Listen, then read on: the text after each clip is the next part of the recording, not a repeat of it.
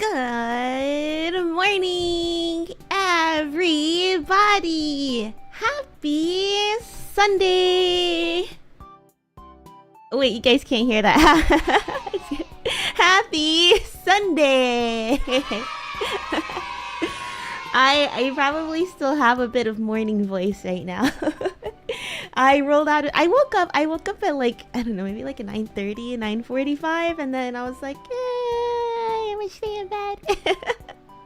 Rolled out of bed, I would say, a good half hour ago. Yeah. Good morning, guys. I hope that you guys are having a lovely Venus debut weekend. Welcome, welcome. Good morning, guys. How did you guys enjoy the Friday's debut? Did you guys have fun? We worked really hard. We worked so hard on it. We were literally working until the last second, and I was just thinking, like, dude, we were actually, like, after we were done, we're like, wow, that actually, like, kind of pulled off rather seamlessly. I was so stressed about it, dude. I'm glad that like bulk of it is over, and all we have to do now is hang out. Wait, I'm looking at the cat. I locked him in here with me. Let me go ahead and open the door and let him out. He's looking at me like, Boomi, why?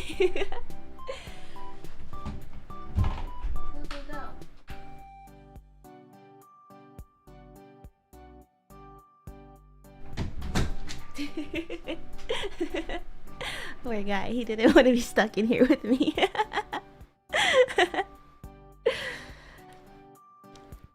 Let's see, dude. I've kind of rearranged my OBS. Let me can I move the chat over on this side so it's closer to me? There's something. Okay, you know what? Maybe I'll do that. It's not now. Okay, alright, okay, alright. Well, today is the debut 2.0. If you'd like to mark yourself present for today's stream, I would love to see... Oh, let's see both of my Oshi marks in the chat. I unveiled a new one. We'll go through the slides. I was thinking, like, maybe should we, like, watch the 2.0? But I don't know if I could stomach that right now. So we'll just go over the slides. So I would like to see both of my Oshi marks in the chat. That is right, we unveiled a new one. It is a ribbon, and our new one is a love letter. Let me go ahead and put them in the chat as well. I would love to see them in the chat. But my username on Twitter is too long, so you probably will never see it if you're on mobile. I missed it, Darn was probably sleeping, probably. It's okay, that's what a VOD is for. And we made sure to keep it nice and short, so it's highly rewatchable. I had such a hard time, like, cutting down, like, everything that I wanted to talk about.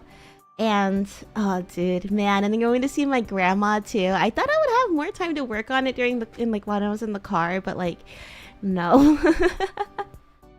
I just sat there and I talked to my parents for like the entire like 10-hour drive.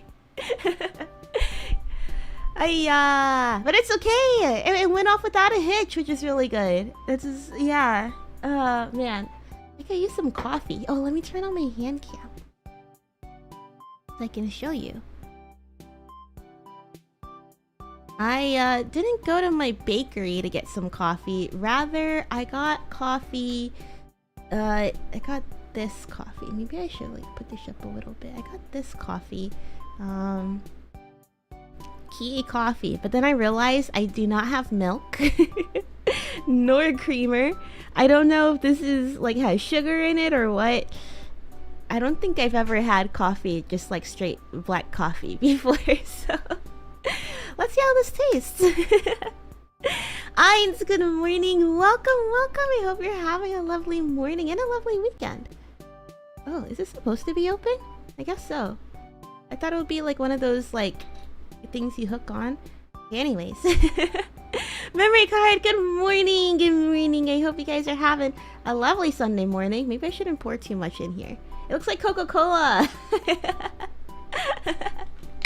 Should I be worried? Alright. Kanpai.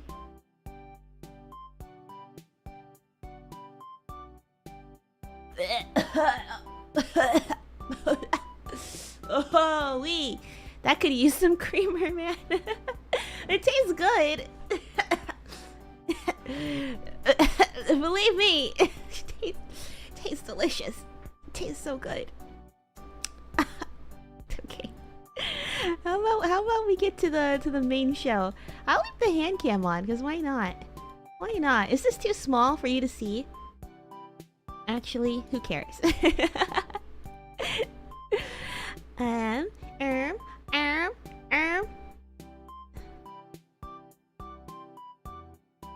I'm like rearranging everything on my everything on my desk because it's like I feel like my desk is always too crowded. Okay, let me move this window over here. Let me check my notifications. Okay, all right, okie dokie. Let's bring out the whiteboard. It feels so nice to actually just like chill and talk to you guys because I haven't been able to do that all weekend. I wanted to read the chat. You guys have no idea how bad I wanted to read the chat on Friday. I saw like comments and I was like, oh, I want to talk about that. I want to talk about this. I want to talk about that. But I didn't want to like, you know, get thrown onto a tangent. I knew it would happen if I didn't stick to the script that I had. That was like a huge issue for me too. Like that was like one of the reasons that I was so stressed out on Wednesday was because we did our rehearsal and then I was just like, dude, man, I kept talking, dude. I kept talking. And I have no idea what I wanted to cut out and it just wasn't like going the way that I planned for it to go, and I was just like, fuck, man. How am I supposed to restrain my yap? How can Boomi actually STF you, man? But I managed. 10 minutes over, but I still managed somehow. I don't know, could you tell that I was freaking out? Could you tell that I wanted to talk about so much? T, welcome. Good morning. Good morning. I hope you had a nice sleep after last night. After all the unveiling that we did last night. We really persevered to go to the underwater kingdom. And welcome, Vayeximp. Welcome. Don't restrain the yap. Today I will not. I'll try not to. I also was like, oh man, we have like our Succession stream later tonight, and like I don't want to hold you guys for too long and then be like, all right, see you guys in like an hour. So we're just gonna get straight to business. Let's get straight to business. Is that? And if you have any questions, oh wait, ooh, let me do a Q&A. Do you have any questions about my debut? Ask them here. Okay. Alright, yeah, we have a Q&A set up. I'll try to remember to look at that as well as the chat. But yeah, feel free to ask any questions about the debut. Let's see, is there a couple things that I want to talk about beforehand? Oh, for the cutscenes and stuff, you know how I had like, here, let me show you. You know how I had let me add it in. Let me add it in real quick. Wait. You know how I had like these little videos and stuff? Boomi Mamana, like, indulgence like in that one. Let me turn this down, 420. actually. You know how I had like this? And I realized that I didn't change the name. Literally like 2 minutes before I went out, I was like, wait. I didn't change the name for any of these, but hopefully I figured like, okay, maybe you guys will be paying attention more to the voice than like the actual text, so maybe you guys wouldn't notice. But I did type in the chat. I was just like, oh my god, you're Boomi, I'm Boomi, you're Boomi, he, she, we, Boomi. That was me kind of, you know, freaking out about this. I didn't change it for any of them except for the first like couple, I think. I didn't realize because I was looking at my notes and I was like, okay, all right. I had like a pre-stream checklist and I wanted to make sure that I got everything done.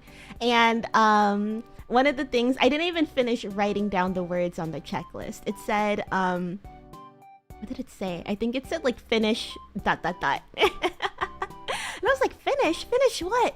Oh, finish changing the names, fuck!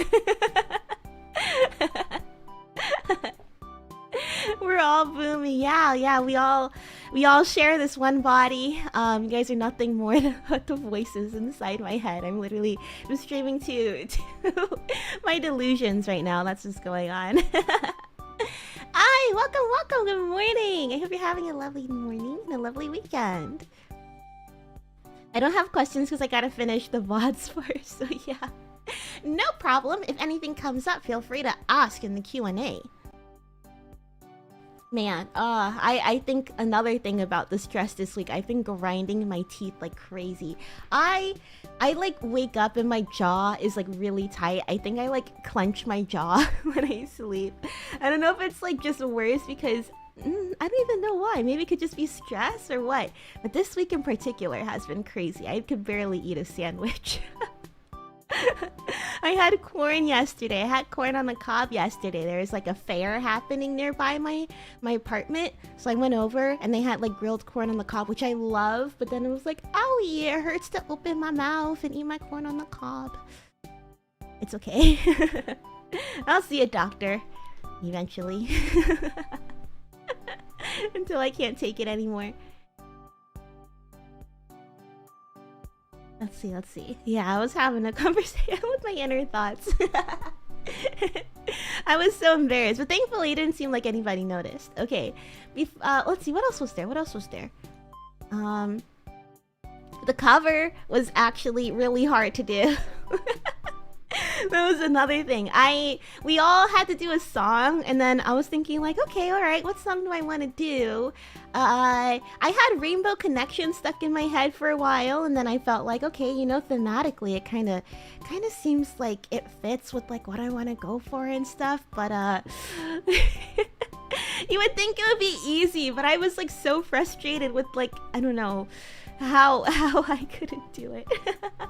But I think it sounded okay. A huge shout out to Reiya, who was able to help at the last second, making it sound really, really nice and stuff. You know, I asked her really late to help me out with it, but yeah, it worked out. I'm thinking maybe every year, around our Venus anniversary time, I can recover the song and then I can see how much I improve every year. That's what I was thinking. I was like, okay, maybe it wasn't like up to par with how I was hoping it would sound this year, but that doesn't mean that there isn't chances to improve in the future, right? And I think that's like my favorite part about seeing idols, is like being able to watch when they first debut and then see them blossom into bigger and better performer. So that's my hope. So look forward to seeing that song again next year. Maybe I'll do like a real cover. I'll try before the end of the year do a real cover of the song too, so that way we have something a little bit less rushed to look back on. I'll learn vocal warm-ups and stuff this time around. Alrighty, okay, let's go ahead and take a look at my presentation. Before we do that, let me check the Q&A. Let me take a look. Let me take a gander. Questions. Alright, cool. Nothing. Perfect. Let's go ahead and talk about my presentation slides that I had to rush through.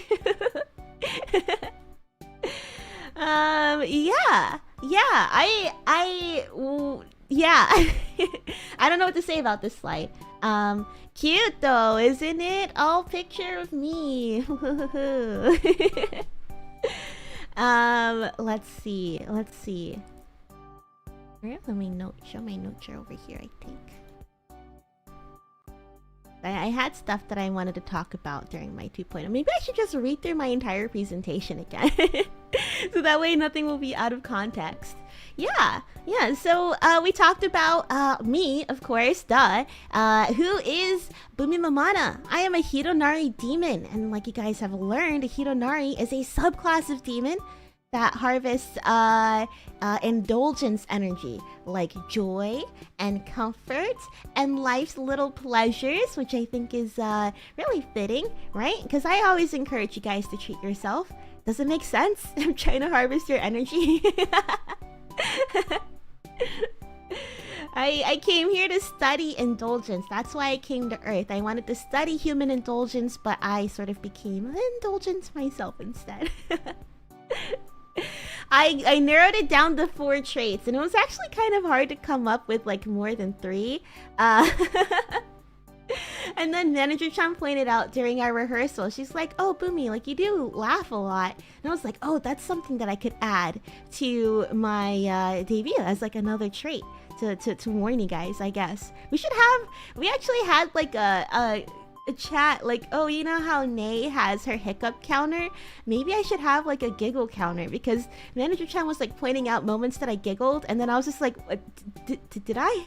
I didn't notice.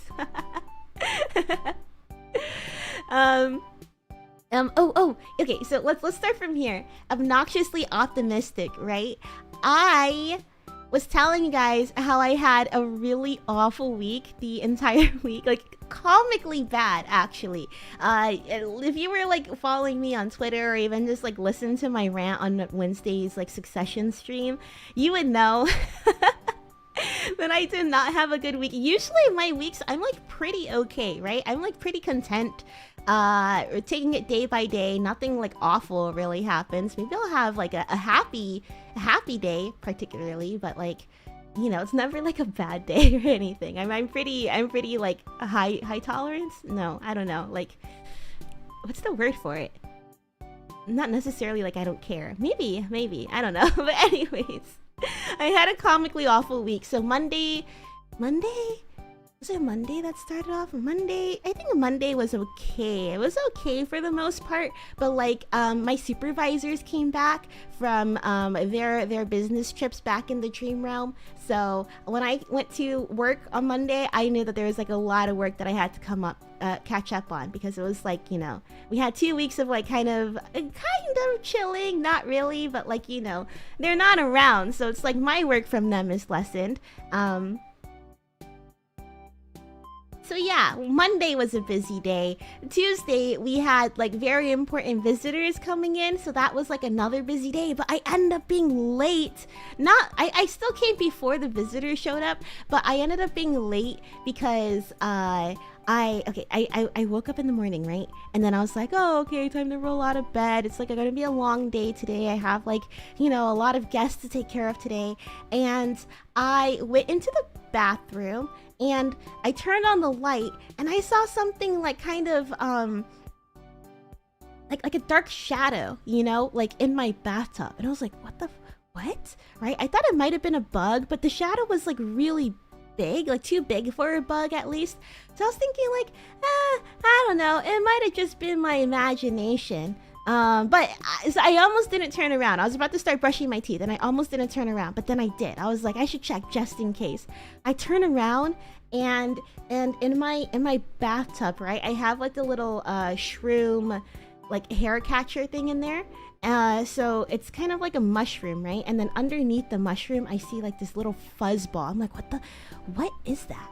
What is that? I look closer and I see it scurrying. It's a mouse, dude! It's a mouse!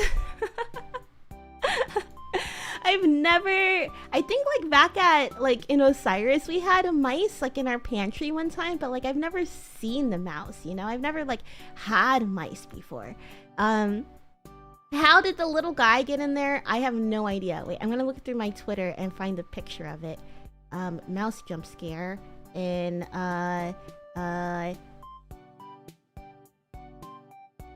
maybe I should save. Yeah, maybe I'll save the image. Actually, do I want to save the image? I don't want to. I don't want to do it. I don't want to do that because I had other links that I wanted to show you too. Okay, here. Mouse jump scare in 3, 2, 1. I mean, he's a little cutie though. I actually quite like mice. I don't really have much of a problem with them. Sorry, it's just gonna look funky because I don't want to like change it too much. Actually, wait. Oh, don't look at my notes. Let me put this. Let me put this here, and then I'll just not be lazy, and I'll add another window.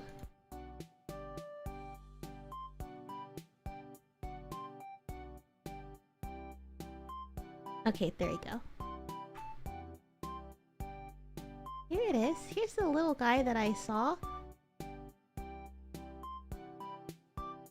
I mean, not too bad, right? Actually quite cute.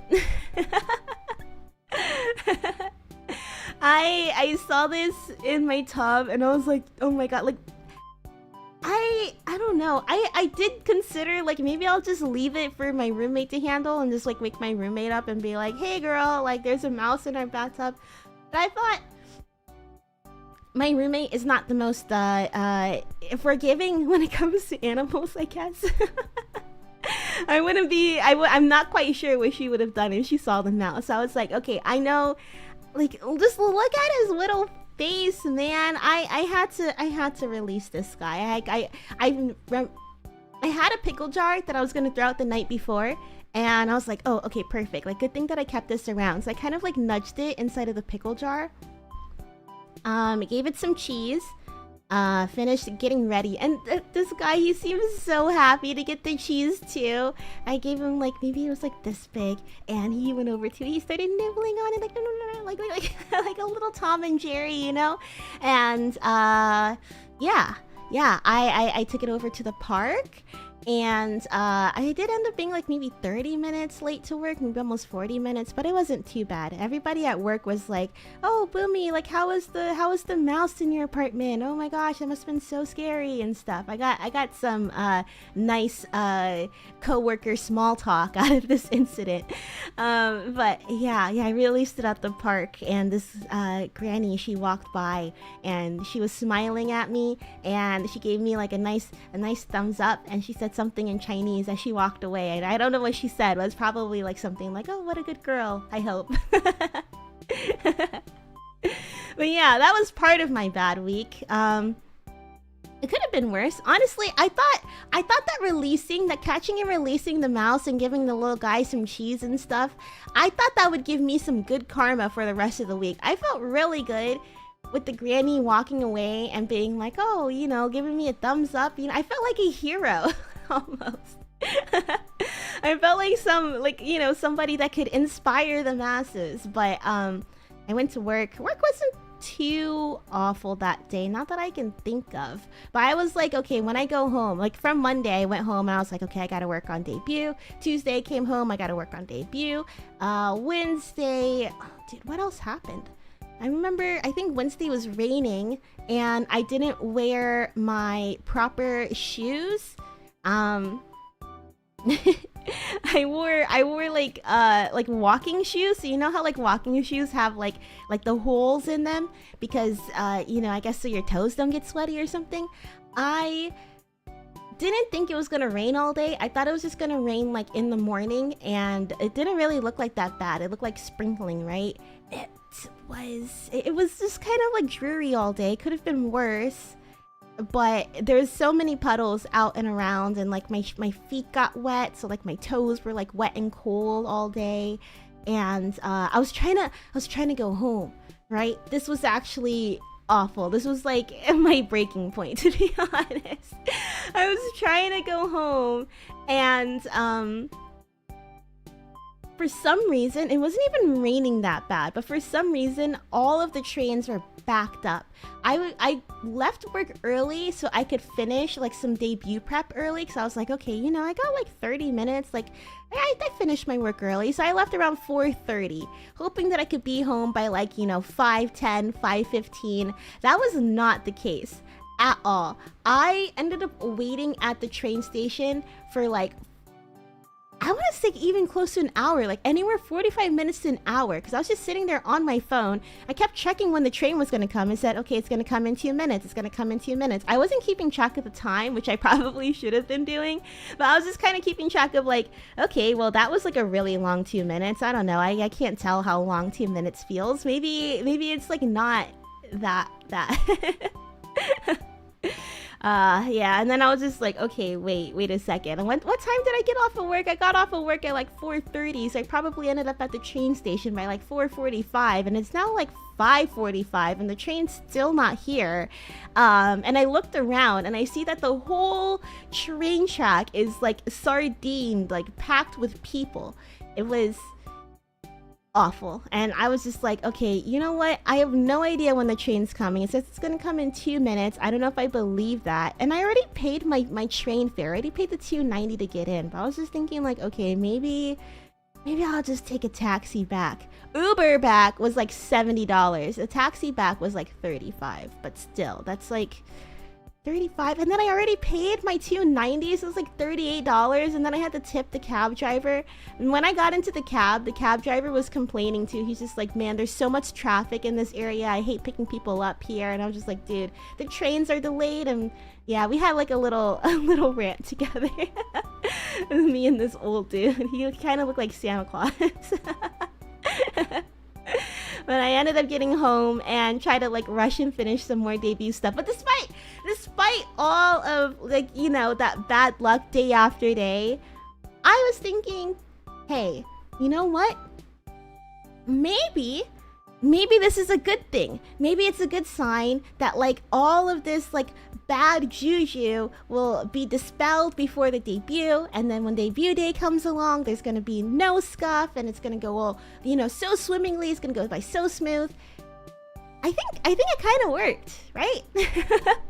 I think our debuts went by pretty smooth. Like, sure, I had a bad week and I was stressed for most of the week, but I think it was worth it considering how smoothly debut went. I think I paid my dues. I think it was worth it. Let's see. I also talked about my brain being empty. How I partied too hard in Demon College. I was like really shy growing up, if you couldn't tell. There's a lot of times where I wanted to like talk to my classmates and stuff. Like I remember one time I heard my classmates talking about Kingdom Hearts and like, oh yeah, Kingdom Hearts is the best game and stuff. I was thinking, I want to talk to them about Kingdom Hearts too. Oh man, I wish I could. But even if I really wanted to, I was sitting there like, you know, when you're kind of on the verge of doing something, you're trying to talk yourself into being like, okay, I'm gonna jump in and say it this time. I'll jump in and say it this time, right? I was like that for like 20 minutes while they talked about Kingdom Hearts, and I couldn't do it. I was just like, you know what? I'm the shy girl. I've accepted my place as the quiet girl, because if I stray from that norm, it's gonna be weird, and people are gonna be like, whoa, Boomi said something. Like, why did she like after all of these years of being silenced, you know? Why did she suddenly jump in now? Yeah, I knew my role and I accepted it, and I didn't want to stray from it. I was like really self-conscious about that as a kid. So when I got to Demon College, right, I moved away from home, and I was like, okay, I don't want to live like that anymore. So I joined a cult, my sorority, and I joined a lot of clubs, and I forced myself to like go out and hang out with people, and a lot of that times it was just partying and stuff. Which honestly, it did make it easier to socialize, you know? Like when you release your inhibitions and it feels the rain on your skin. But yeah, when you kind of like don't have that mental barrier, it makes it easier to talk to people. As much as I don't want to like recommend that, but when you get into the practice of it and just like, oh, I was able to talk to people just fine, and people liked me like when I wasn't really thinking about what I was saying. So I don't know, it kind of gave me a little bit more confident in socializing with people. So I started breaking out of my shell by partying with my friends, and then through that process I did kind of rely on partying a little bit too much, and I ended up probably destroying too many brain cells. But hey, it's fine because I know how to socialize now. Even at work, I'm thinking like, wow, I was able to make small talk, and like I'm not like, you know, self-conscious about it. I was so bad at small talk in high school that literally my neighbors, the other kids who rode my bus, thought that I hated them because I never said anything. I'm just like, no, I don't hate you guys. Like, they're like, Boomi, do you hate us? I think she hates us because she doesn't talk to us at all, even though we're neighbors. I'm like, no, I don't know. Like, you guys are cooler than me. I don't know what to say.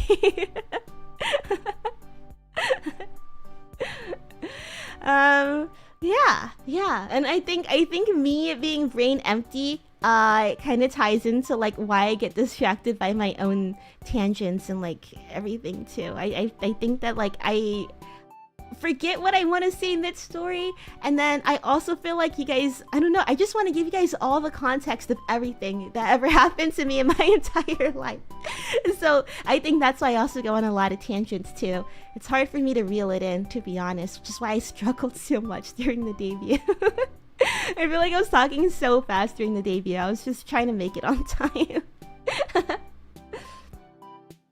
Speaking of me being really shy, I had like really high ego and low self-esteem for as long as that I could remember. I remember thinking like in elementary school, like, oh man, like Osiris had to nerf me to be shy, because if I wasn't shy and if I could talk to people normally like all my other classmates could, I would literally be the coolest girl in school. That was my train of thought when I was a kid. Because I was like, yeah, I play Guitar Hero and I play Call of Duty and I'm a girl. Yeah, suck it. I was that kind of kid. But yeah, I don't really know what else I wanted to say about that. I was really stoic as a kid, if you could believe it or not. Like, when I went to my friend's house, like, a lot of the time, my friend's mom would be like, oh, is Boomi a robot? Like, she doesn't really have, like, emotion. I never emoted as a kid. Even to the point where, like, my family was like, hey, you gotta smile more and stuff. And maybe I just had, like, a really intense RBF. I don't know, but it's kind of funny that like after I went to Demon College and like I gained a little bit more like self-confidence and stuff, and now I'm being told like, oh, you smile a lot, you're so giggly. Maybe it's a nervous laughter now that I have finally like unmasked a little bit. I don't know, but yeah. Before I was like too emotionless. Now I'm too happy. What does it mean? Why can't I strike the balance? You like this meme too? Can you read it? Can you see it? OMG, I love your personality. Thanks, I made it just for you. I actually used to study like the other girls in college a lot, and I'll be like, okay, all right, so they'll talk about this and they'll talk about that, and okay, when I used the, hey, it's so nice to see you. Oh my gosh, I love your top. Where did you get that? That was my starter line. When it came to talking to girls, because it's like, what? There's no better opener than that. You get the compliment. I made sure to say their name because I read that if you say their name, that makes people like you a little bit more. So say their name. Hey Boomi, it's so nice to see you again. Oh my god, compliment. I love your shirt. Where did you get it? Where did you get it is a nice opener, so that way they could talk about like shopping or a store. But we didn't have like too many stores, so I think like by the second year they're just like, oh yeah, you know, American Apparel, oh yeah, Urban Outfitters, and I could only say so much. I'll be like, oh wow, yeah, Urban Outfitters, they have really cute stuff, but it's like, you know, what else do you say? Oh, American Apparel, yeah, their stuff, they have some nice basics. Too bad that they closed, right? You know, so I had to come up with a new line. I don't think I did end up coming up with one, but it kept me in survival for like 2-3 years. Yeah. So if you ever need conversation tips, greet them and say their name, give them a compliment, and have that compliment open up into a question where they can talk about themselves. That's what I learned. Toki, welcome. Happy debut to Vino. Thank you so much. Thank you. I'm like still trying to like collect my thoughts together, to be honest. Even though I have my notes laid out in front of me, I'm just like, oh wait, well I said I could go on tangents, so maybe I'll go on all the tangents. I don't know.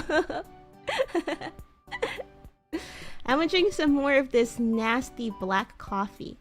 I mean, it's good, but it's like I need milk. She needs some milk. Oh, oh God. Delicious. Oh, so good. Wow. Very yum. Well, we did talk about Osiris. Being from the realm of Venus. We actually have... Here, I should get the link for this. Because I know that it hasn't been too widely shared. From our old debut video. You guys would like to watch it, I would say save it to your watch later. It was actually such a cool debut video, and I'm really excited to see, because for the longest time I was like, man, I really hope that we get to wait, let me just send this into the chat. Venus 2021 debut video. Did I spell that right? Debut video. Oh, okay, here we go. Wait, was it 2022 actually? It's actually 2022, the year. Anyways, I remember for like the last 3 years, I was saying like, oh, I hope we get to use our lore more. I hope we get to like actually do something with it, because we have such a sick video. Never got around to doing something with it, because at least for me, I was kind of like, oh, I really want to touch the lore, but I'm like not quite sure where we're gonna go with it. And I'm someone who really likes to plan ahead. Like if you look at the lore and stuff, I really wanted to make sure that we covered like as much as possible. I like tried to explain as much of the world building as I could too. So even though this one's like kind of outdated, I think we're still using a lot of the skeleton that we had for this lore video. As you can see in Nay's debut. I'm really excited that we get to return and talk more about Venus and like the dream realm. If you aren't familiar with it, TLDR, Venus is not just one of the 5 regions within the dream realm, but they have overtaken all of the regions in the dream realm. Before, all the regions were I guess like they were all separated, but like, you know, communicative. What's the word for it? Separated but united, right? But then there is like this whole battle between all of our gods. All of our gods are named after each region. So I'm from Osiris, and then this is our god, the god of hedonism and pleasure, Osiris. That's the values that our region was founded on. After all of the gods, they started like beefing with each other, and then they fought each other, and then they haven't been seen since that final battle. And once that happened, there was, you know, people in power in Venus who was like, okay, well, we have to restore balance somehow. And yeah, they basically have taken all of the regions underneath the one realm of Venus, instead of all of the regions operating separately but being united, if that makes sense. I don't know, the lore video will explain it a lot better than I can. So watch that when you get the chance to. It's really pretty and it's really fun. And finally use the lore. I know, it's so exciting. I actually had a lot of fun doing the like cutscenes and stuff for my debut. So I'm hoping that once I like come up with some more... Sorry, I have to burp. Okay, there you go. I'm hoping that once I come up with like some more stories, we can do more of those and just put them in the streams randomly and not just like save it for a big event. I don't know. I have some ideas that I'm cooking right now. I don't know. I'm just really happy that we get to touch this again, and then I get to yap about it. I loved writing down all of the lore, you know, documenting everything that's happened in our history, and being able to share it with you guys. Maybe we could do like a full lore stream. I don't know. Maybe old lore stream. I gotta talk about that. Papa Whiskas, welcome. I hope you're having a lovely Sunday. Okay, anyways. Yeah. I just talked about, what else did I talk about? Where I lived. Oh, this is actually, did I mention this on the stream? I don't remember. It went by so fast. This is a picture that I took. Not my last Japan trip from this year, but the one from last year. I went to my grandpa's home island of Ishigaki. Ishigaki is actually I think it is like the most southern island in Japan. Like, it's actually closer to Taiwan than it is to mainland Japan. I think you can actually see Taiwan from Ishigaki on a clear day. I'm not quite sure. But I do know that it was close enough that before the war, I think my grandpa studied, he went to middle school or something, middle school or high school or something in Taiwan instead of going in Okinawa. But yeah, this is Ishigaki. This is Kabira Bay, Kabira Bay, Kabira Bay. Yeah, it is so pretty. We went over there because I haven't gone to like our family grave site at all since my grandpa passed. So we went over there to like, you know, pay our respects and like give food and, you know, clean it up a little bit. And of course do a little bit of sightseeing. So we went to Kabira Bay. We were only there for like an afternoon. We flew there at like 9 a.m. and we came back at like 6. It was only like a half-hour flight. But yeah, honestly, so pretty. And there wasn't a lot of people there either. Maybe it's because I went in February, but it was rather empty. But I think, like, you know, if you have been to Japan and or you want to go to Japan, but maybe you're like, do I want to go to Tokyo or Kyoto? I do think if you're going to Japan for the first time, go see mainland Japan and go check out the cities. But if you want to come back to Japan and you're like, oh man, what else should I do? I think I will never stop vouching for Okinawa. I think that everybody should take in its beauty. It is a bit of like a tourist economy too, but you know, I mean, with views like this, how could it not be? It's basically like Japan's Hawaii. Like, even historically it's similar, where you have the mainland coming in and being like, hey, I kind of like your positioning, I'm gonna annex you and you're gonna join us now. And they're like, huh? We have our own king, what are you talking about? And they're like, actually, you're done, he's arrested. It happened to Hawaii, it happened to Okinawa. Okinawa was actually kind of bounced around too. The main island of Okinawa actually has, I think 75% of Japan's military bases are on Okinawa. Now that I think about it, it's like a normal amount, but I think it's because of its, you know, location.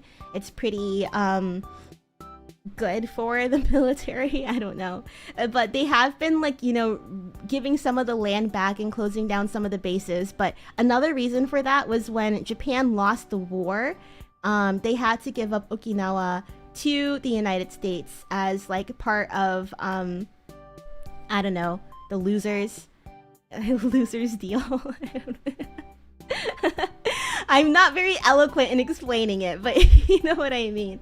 Yeah, they had to give Okinawa back. So I think for like a good 5, I don't know how long. But I know that when my mom was born, I think that it was still US territory, because she said that she remembered when she was a kid, the night that it transferred back to Japan, that like the roads, they were driving on the right side of the road, so then they flipped it overnight and they stopped using like American money overnight. And I think that I talk about it during my Japan Hall stream, because I did go to like the Prefectural Museum of Okinawa, so I did get to learn a little bit about the history. But it's still something that like I'm learning about. Like, I really don't know too much about like the historical side of Okinawa. I'm trying to learn more, but I think that's more like, you know, culture and like vibe. I'm familiar with, because it's like, you know, that's the stuff that my mom passed down to me. History, not so much. I don't think that was her favorite subject. So she said English was her favorite subject, so I didn't get to learn too much history from her. Besides, let's see. I mean, she did tell like stories about like how the older generation passed down World War II stories to them. And I do think that there is like a little bit of like anti-mainland sentiment too. I could talk about Okinawa all day. Sorry, I'm like sitting on this slide for a long time. But because she said that like I think to some people, their perspective was that Japan willingly gave up Okinawa to the United States. And, you know, like, after the war, too, like, that must have hurt because they're just like, oh, you know, like, the Battle of Okinawa was, like, one of the bloodiest battles in World War II. And now you're just gonna give us to, like, the enemy. And then she also said that, like, a lot of the Japanese soldiers would be, like, you know, do the most drastic thing because the American soldiers aren't gonna show you any mercy and all of that. So yeah, there is like some complicated tensions there and stuff that I would like to learn more about in the future. Yeah, overnight is really crazy. It is really crazy. Maybe I should, maybe next time I go back, I'm gonna try and learn a lot more, and maybe research some more, and then maybe yeah, we could do it like a video. I try to learn more about like the history and stuff, but everything, a bulk of like the history, at least from like the English speaking perspective, is World War II history. And it's like that is a huge part of like, you know, modern day Okinawa, but it's like I don't want to start there. I don't want to start there. It's like kind of like a sad place to start. But yeah, I could talk about Okinawa all day. It has such a fascinating history. I would say if you want to learn more about it, I do talk about it in my Japan haul video from, I want to say like in May, like the first or second week of May, because I went to the museum and I talked about some stuff I'm sure that I can't quite recall right now. But yeah, it's a very beautiful place. I highly recommend going and visiting if you ever get the chance to, especially because now Okinawa and I would say Americans have, I mean, I would say it's kind of conflicting. I can't really give like a accurate representation because I am, you know, kind of stuck in the middle between both identities, but so I think like my perspective and like my family's perspective is a little bit biased, but Okinawa does have, and from what I've seen, embrace a bit of like the American culture. That's why you have foods like taco rice, which has been brought over. I think like they had, I don't know the story of taco rice, but it's like a staple, like, oh, you go to Okinawa, you gotta have taco rice, right? It's like a new like modern fusion food, kind of like how like in Korea, right, they have the army stew that has the hot dogs and like spam in it. That's kind of similar, I think, to like how taco rice started, I would say. But yeah, taco rice, it's, imagine it's really just taco stuff, but instead of having the shell, you just have like straight like Japanese rice, right? And I would say the most similar thing that I've had to it is Chipotle, but imagine Chipotle, but just like without all the extra, right? It's just like straight up chopped lettuce, straight up ground beef with taco seasoning, straight up like diced tomatoes and like cheese. It's so simple, and it's so good. It's so good. The native kaijin. Right? It's like I was born there and like I spent a couple years there, but it's like, you know, you're kind of living in like a separate bubble than like regular locals, and especially because of like my circumstance, my dad being raised in the States, it's like, of course, like my side of the family is gonna have a more positive impression of like Americans too. So I don't want to say like, oh, you know, they're all okay with it, but from what I've seen, there is like an embracing of both sides, as long as like the military like doesn't fuck up, which has happened a couple times, not gonna lie. But yeah.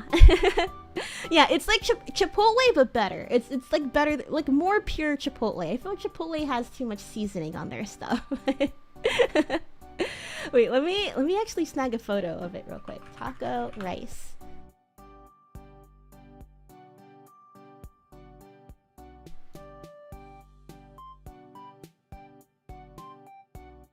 Okay, and then open it in a new tab.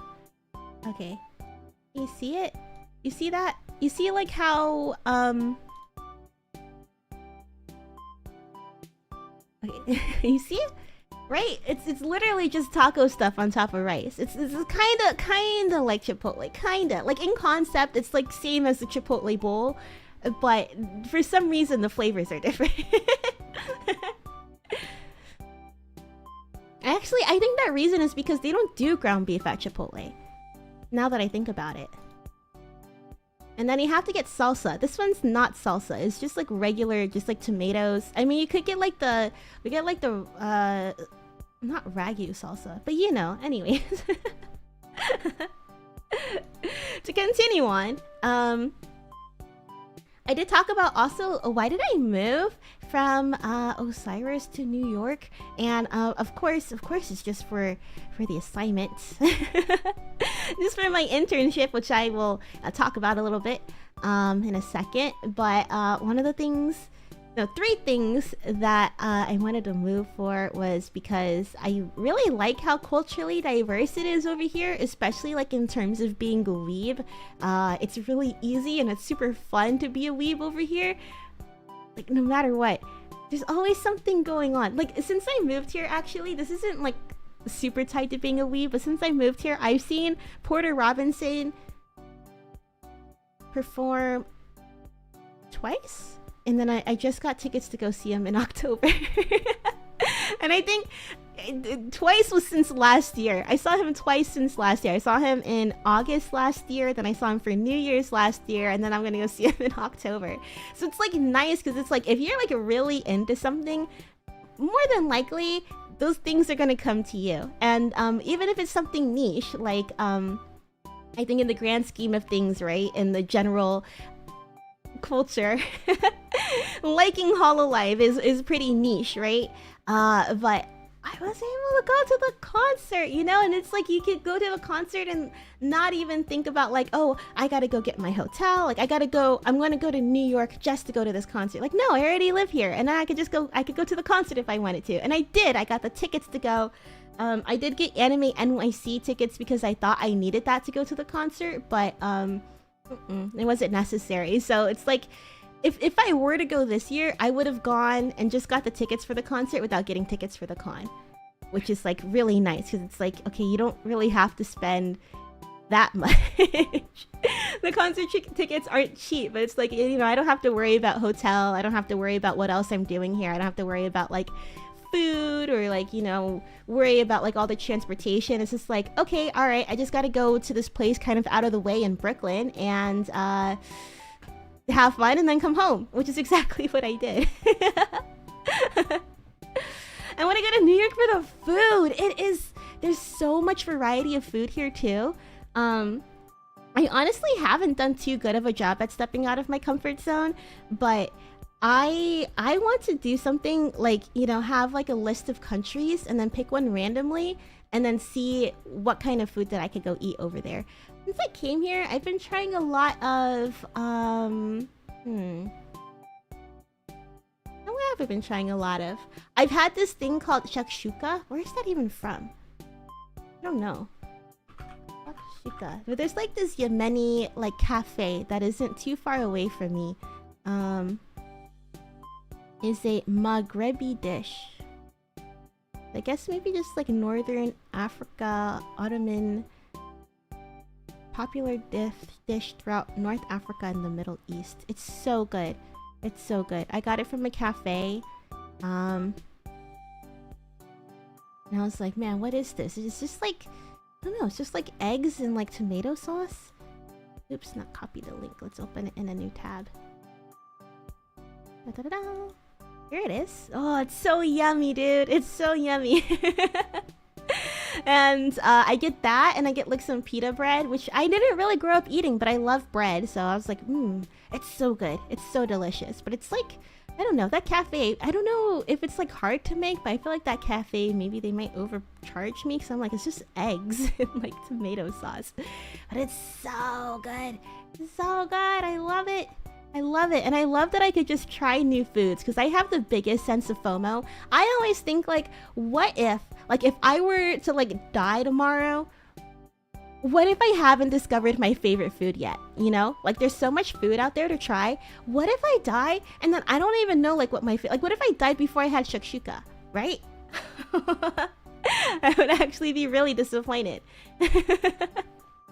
So I'm really like eager to try all different kinds of foods from like all different kinds of cultures. So, you know, I might find something that I like really resonate with. Another thing that I really love is beef noodle soup. Lanzhou beef noodle soup. It's so simple, but I'm actually pretty obsessed with it. This is another one I've been obsessed with, which I wouldn't have eaten unless I was just like looking through DoorDash one day and I was like, huh, yeah, I want some soup and I guess I want something a little spicy. I love cilantro. I love like, I get like the wide hand pulled noodles because I like the texture. It's like the perfect kind of like chewiness. Oh, it's so good. Oh, I feel so lucky. There's no shortage of like food options, and anytime somewhere is closed, it's always an opportunity to try like new food too. Like I've been trying to eat like a lot of Greek food recently, which has put me on to rice pudding, which I don't know if it's specifically Greek food, but they sell it at like the Greek restaurant that I order from. And I was like, oh my god, rice pudding, this is kind of lit. So I've been getting like a tub of rice pudding like at least once a week. And then putting my cinnamon on there and then like mixing it up and eating it. It's so delicious. I love rice pudding. So yeah, now that I think about it, 3 of my most recent favorite foods all came from trying new restaurants, stepping out of my comfort zone. I'm trying to get a bacon, egg, and cheese the Aki way. I should go to the Aki way place. I've seen it. I think I've walked by it before, but I never actually ate there before. I had chopped cheese. My old apartment was actually not too far away from the original chopped cheese place, and I didn't know chopped cheese was a meme. I didn't even know that the place that I went to was the original chopped cheese place. I remember like when I first moved to the apartment, I was hungry, tired, it was really hot, and I wanted like a snack. So I was like, okay, I'm gonna go and get like, I don't know, if they have sandwiches, maybe they have like a tuna sandwich. They didn't, but they were like, we got a chopped cheese, like that's what we're known for. So I was like, okay, yeah, give me a chopped cheese then. Little did I know, I got not just a chopped cheese, the chopped cheese. I got the chopped cheese. It's pretty good. I haven't had it in a while though. I kind of want to go back up there. It's probably like 2-hour train ride. I don't know. It's probably kind of far. New York City Chinatown, I need. It's so good. It's so good. There's like a lot of cheap places too. You'd be surprised. There's like, you always hear like, oh, like New York food is so expensive, but it's actually, if you look, you can find places that are cheaper than you would expect because you have people of like all income backgrounds who live here. So maybe you have to go somewhere that's like a little bit less trendy or something, but I think that's where the better food is anyways. Okay, let's see. I also wrote down that you stumble across the craziest things. Oh. Of course, it will just open in a new link. This is, look at the numbers that this did. I saw this tweet where it's like, the genre is set photos from superhero projects that look like citizen snapping candidates, right? And I was just like, dude, this is so sick. I'm in love with the Spider-Man, like, I don't know if it's like the marketing on purpose, but I'm really glad that they seem to have run with it when it comes to like, you know, Spider-Man when they're filming in Glasgow. When they were filming and they had like, you know, they just let the public witness it and share their photos and stuff. I feel like that did so much to hype like the comic book movie fandom into, you know, being excited with Spider-Man, you know? I think that that's like a really nice thing. I saw people complaining like, oh, bring back closed set shoots because they don't want to know or something, or they feel like it's revealing too much. I don't know. I think it's better I don't, because when I saw those pictures, I was like, oh, Spider-Man is real. Yeah, and it is free promotion too. Like everybody's talking about it, especially if you get a really good picture. Spider-Man is real. And I feel like I'm really excited to see what they do with the movie because it's like, I don't know, you kind of feel like you're part of it too. Like when I went to go see Wilson Fisk, right? I talked about this a couple months ago, did I? I don't know, in one of my yapping streams. But I was coming back from a work dinner and I saw that Daredevil was filming like maybe like 10 minutes walk from my work dinner. So I was like, okay, maybe I'll go stop by. For the longest time, I was just like, oh, all I'm seeing are the trailers. Maybe they're not filming today. I don't know. Maybe I'm just like not in the right location. Maybe it's somewhere inside. Well, all I had to do was just walk a little bit further to the courthouse. Let me scroll to this courthouse, and and then I witnessed. It's so blurry. Sorry, it's just all pixels. But they had yeah, protesters. They had Fisk out there. I saw that, and I was like, oh my god, Wilson Fisk. Oh my god, I didn't think that he would actually be there though until I saw like this big bald man out of the corner of my eye, as you can see right there. I was like, holy shit, Wilson Fisk is here, no way. And I stayed. It was kind of chilly that night, but I stayed a little longer. He took off his coat, and of course he was wearing that crisp, sharp suit. I thought that he might have like left to go to his trailer or something, so I went to go sit down for our meeting, our lucid meeting, weekly one. And I was just sitting there on the call, and then as I sat down, I saw out of the corner of my eye just like the crispest white suit you've ever seen in your entire life. That shiny bald head.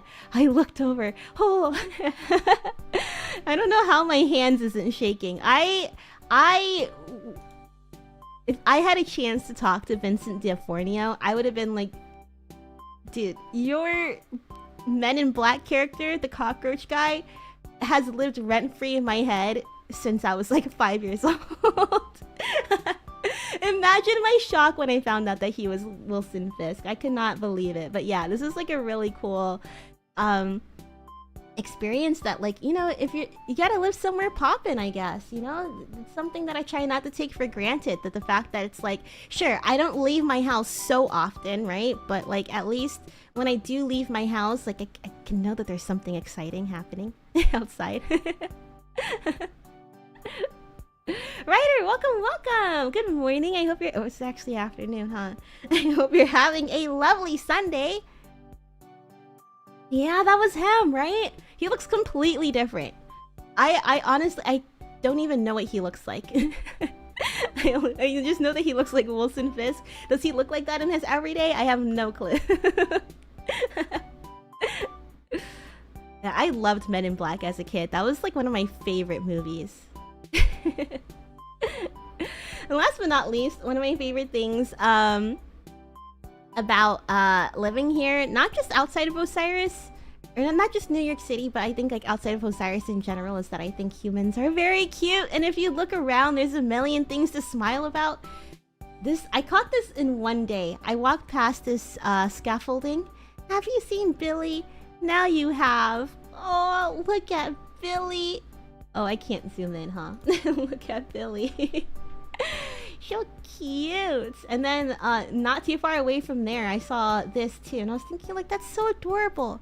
What were they doing up there? It's like somebody's penthouse. Like, first of all, shmoney, it must be nice. But second of all, like, a heart? Like, what was going on? I find that I do this often too. It's not just like, you know, you see odd things like this, but if you just like romanticize life a little bit, which I feel like is really easy to do when you live in like New York City, of course. But like, you know, just like walking around and like people watching, and you see like a couple holding hands, like an old couple holding hands especially, or my favorite is like walking around Soho during the dusk, because I really like the cast iron buildings over there. I don't think I have any pictures of this immediately, but the cast iron buildings in Soho, once you get like the sunlight hitting the limestone, I don't know if it's limestone, I guess like limestone color just right, so pretty. It's so pretty. Let me show you what a cast iron building looks like. It's like one of wait, open and new tab. It's like one of these. Like one of these, right? I love like how intricate like the columns are, and like I don't know. I'm not like huge into architecture or anything, but I think after moving here, I've definitely gained a deeper appreciation for it, which is like another reason that I like living here too, is because it's like, it's the same reason that I want to get into like learning about the train system too, is that you get to learn so much, and like it's just like another rabbit hole to dive down into. You get to learn so much, not just about like why it's placed there and like how it functions, but just like the history of it, and like, you know, maybe like some of the unsung heroes, or just like little stories and tidbits that the everyday person might not be paying attention to. And it just like fills me with like even more deeper appreciation for the things that I'm walking past. Like the Supreme store. There is a Supreme store in Soho. Let's see, Supreme Soho. Man, I want to make a video about this because I thought it was like a really interesting rabbit hole. But this actually used to be some guy's house. Let me open this.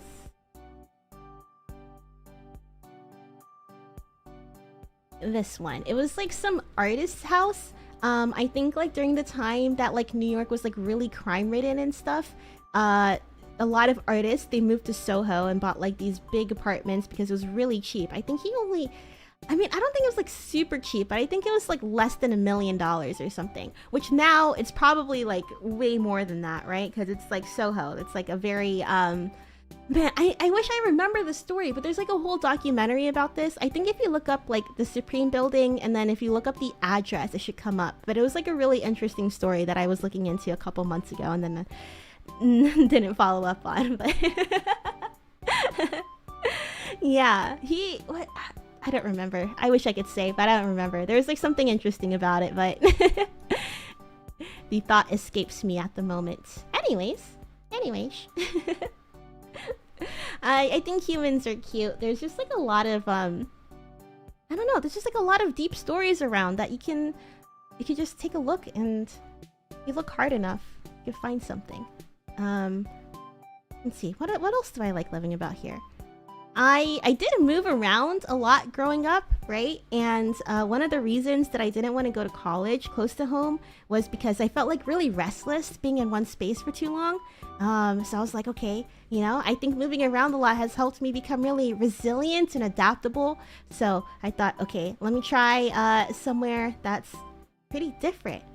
And I think like the moment, like I visited New York City once or twice before, but the first time I was only in Times Square, so I didn't really get like that good of an impression. But the second time I came with my cult sisters, and we had like a nice walk around, and it was really overwhelming, not gonna lie, but there was something about the energy here that I really liked. Maybe it was just the public transportation or something, or maybe it was just like the fact that you could be so anonymous here even though you're surrounded by so many people.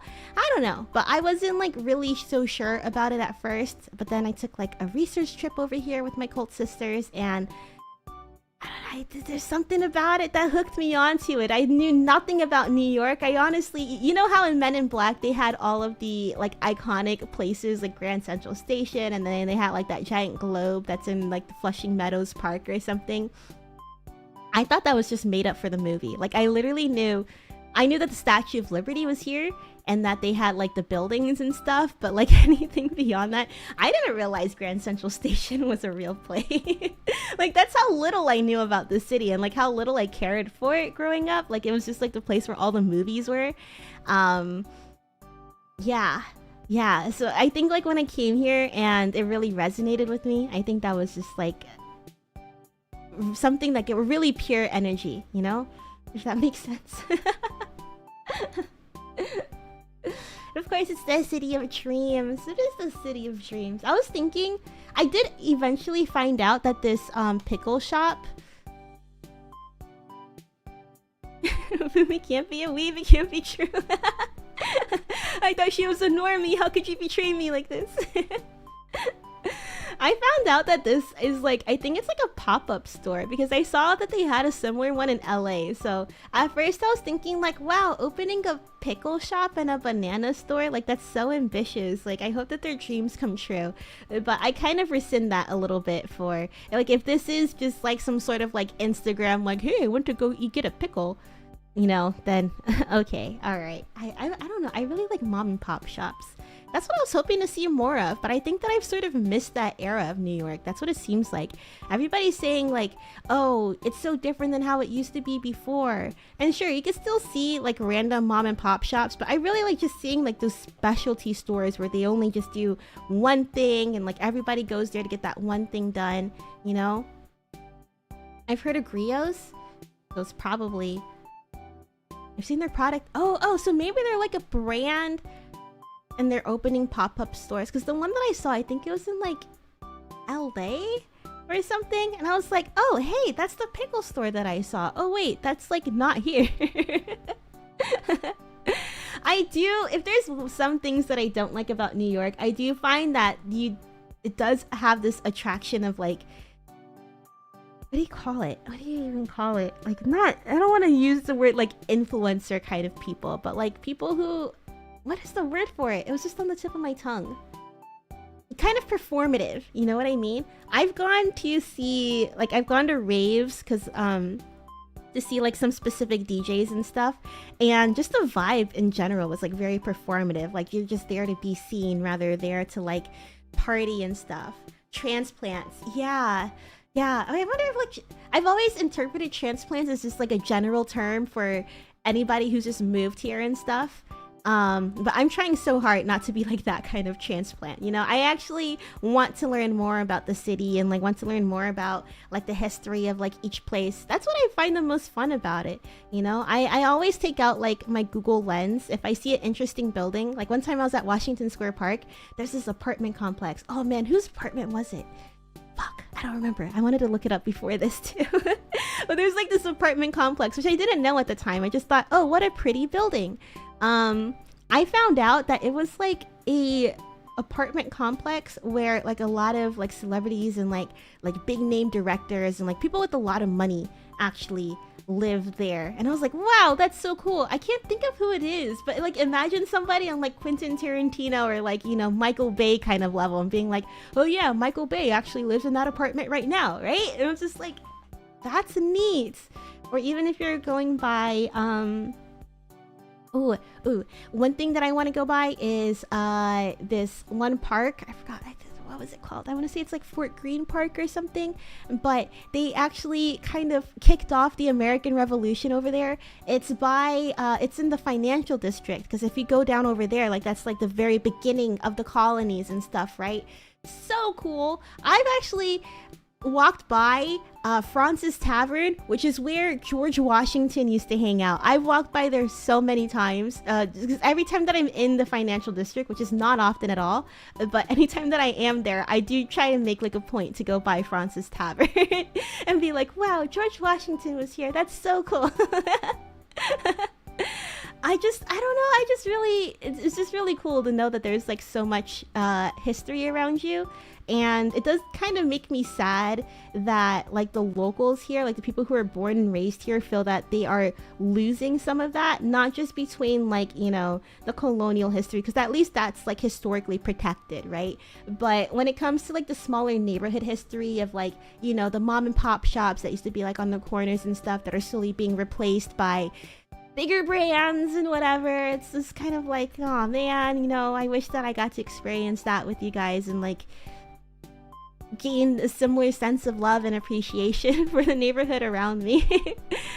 I think my neighborhood is thankfully still like that quite a bit, but you know, it's like I would like to go see that still around in some of the more trendier places, or maybe it's just harder to find nowadays.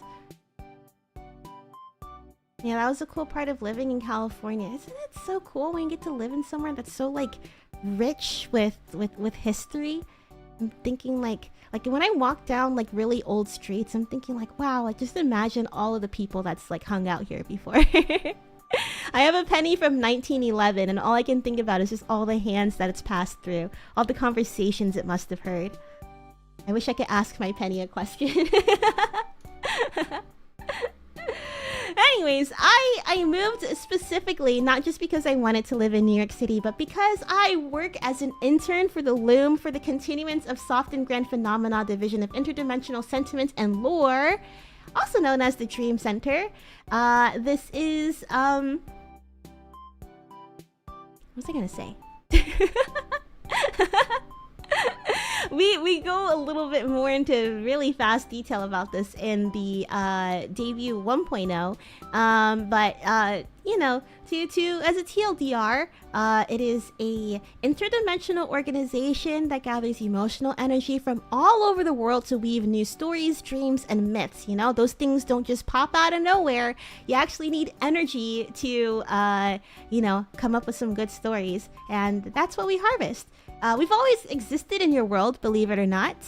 It's like you know, like Santa Claus or the Tooth Fairy or the Queen of England. We've always been here, but people just never believed in us enough to see our existence. It's kind of Tinkerbell logic. It's actually gotten kind of bad to the point that we're running low on emotional energy, so dreams might cease to exist altogether. But that's why I'm here interning and trying to do, you know, some new forms of energy collecting, because I wanted to help. I wanted to help form new dreams and collect more energy. So if you continue supporting the streams, I can continue harvesting indulgence energy, and that will help continue building more dreams in the future. Thank you. You're welcome. You're very welcome. Yeah, I'm doing the hard work. Doing all the hard work around here. I'm sacrificing my time. No, it's a pleasure. It's a pleasure. Why would we want dreams to cease to exist altogether? In my opinion, I think that human stories far more interesting than all the stories that demons came up with. Actually, back in the day, before you know, demons got a chance to like interact too often with humans, all our stories were just like really doom and gloom and like not too fun, very tragic. Also very, very one note. Humans are exceptional when it comes to storytelling. Like, you guys are actually like on the radar way above any other sentient creature, right? So when we started, you know, getting to know you guys and like taking in your stories, it actually influenced a lot of our stories back in the demon realm. All our stories are a lot more nuanced and like honestly just a lot cooler, thanks to the cultural exchange that you guys probably weren't aware of, but me and little old me, of course. I'm here to save all of you guys. Let me go ahead and check the Q&A, because I forgot that was there. Do we have any? Sweet. Okay, we do have a couple. How frequent will you sing? Ooh, that's a good one. I'm not that great at it, but you know, that's why practice makes perfect, right? I don't know. I'm thinking I want to do like idol practice maybe at least once a month until I get more comfortable with it, or it'll just be maybe like unarchived karaoke stream, and I'll probably just sing my favorite song, so it might just be the same thing over and over again. I do have some covers that I want to release too. I was a very big vocal boomer.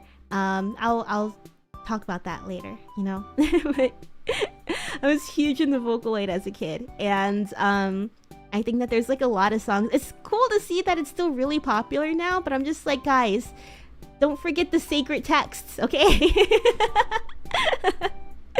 And there's like covers that I want to see. I don't. It's not that I can't get into new Vocaloid, but it's like I've already have like my collection of favorites. You know, the stuff that I listened to growing up from Vocaloid community was like, that has satisfied me, and I still listen to those to this day.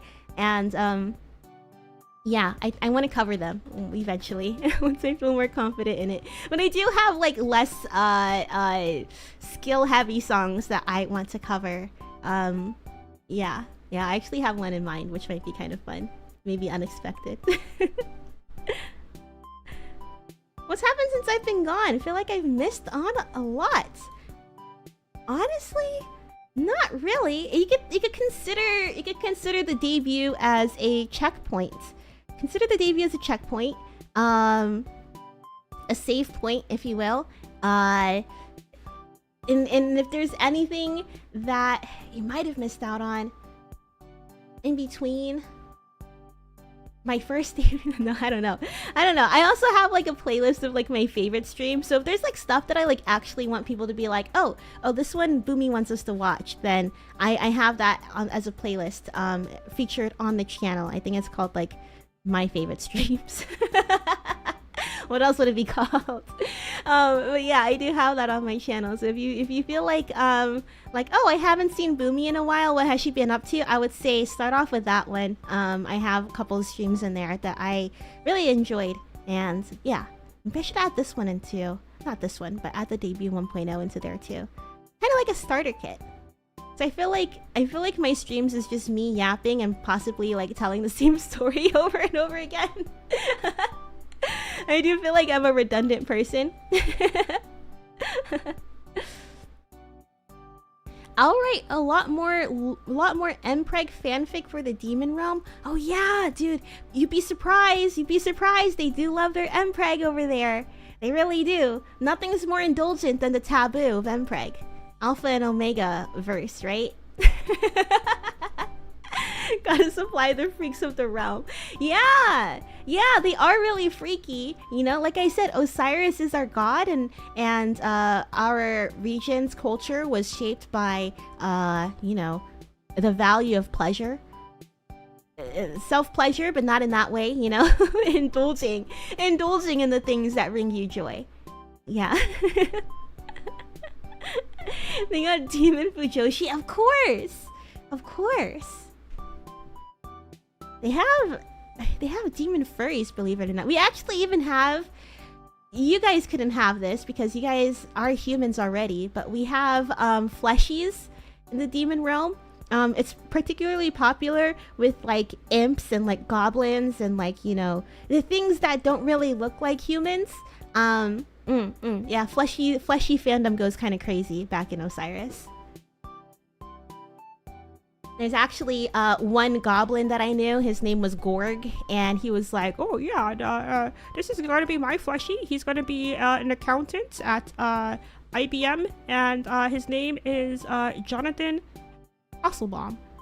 That's exactly how he sounded like too. And yeah, he would go into like roleplay servers and roleplay as Jonathan Hasselbaum, and he would do like accounting. He actually went so far with role-playing as Jonathan Hasselbaum that he like made a whole resume and stuff. And like during the pandemic, when everybody was working from home, right?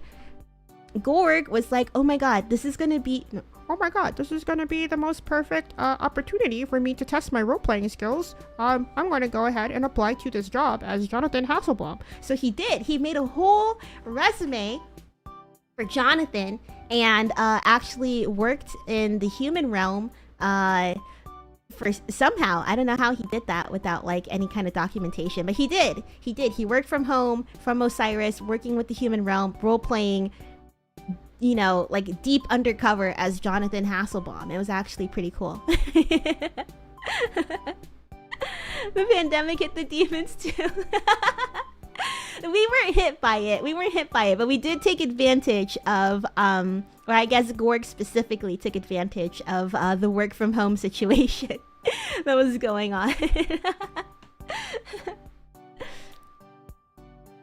Okay.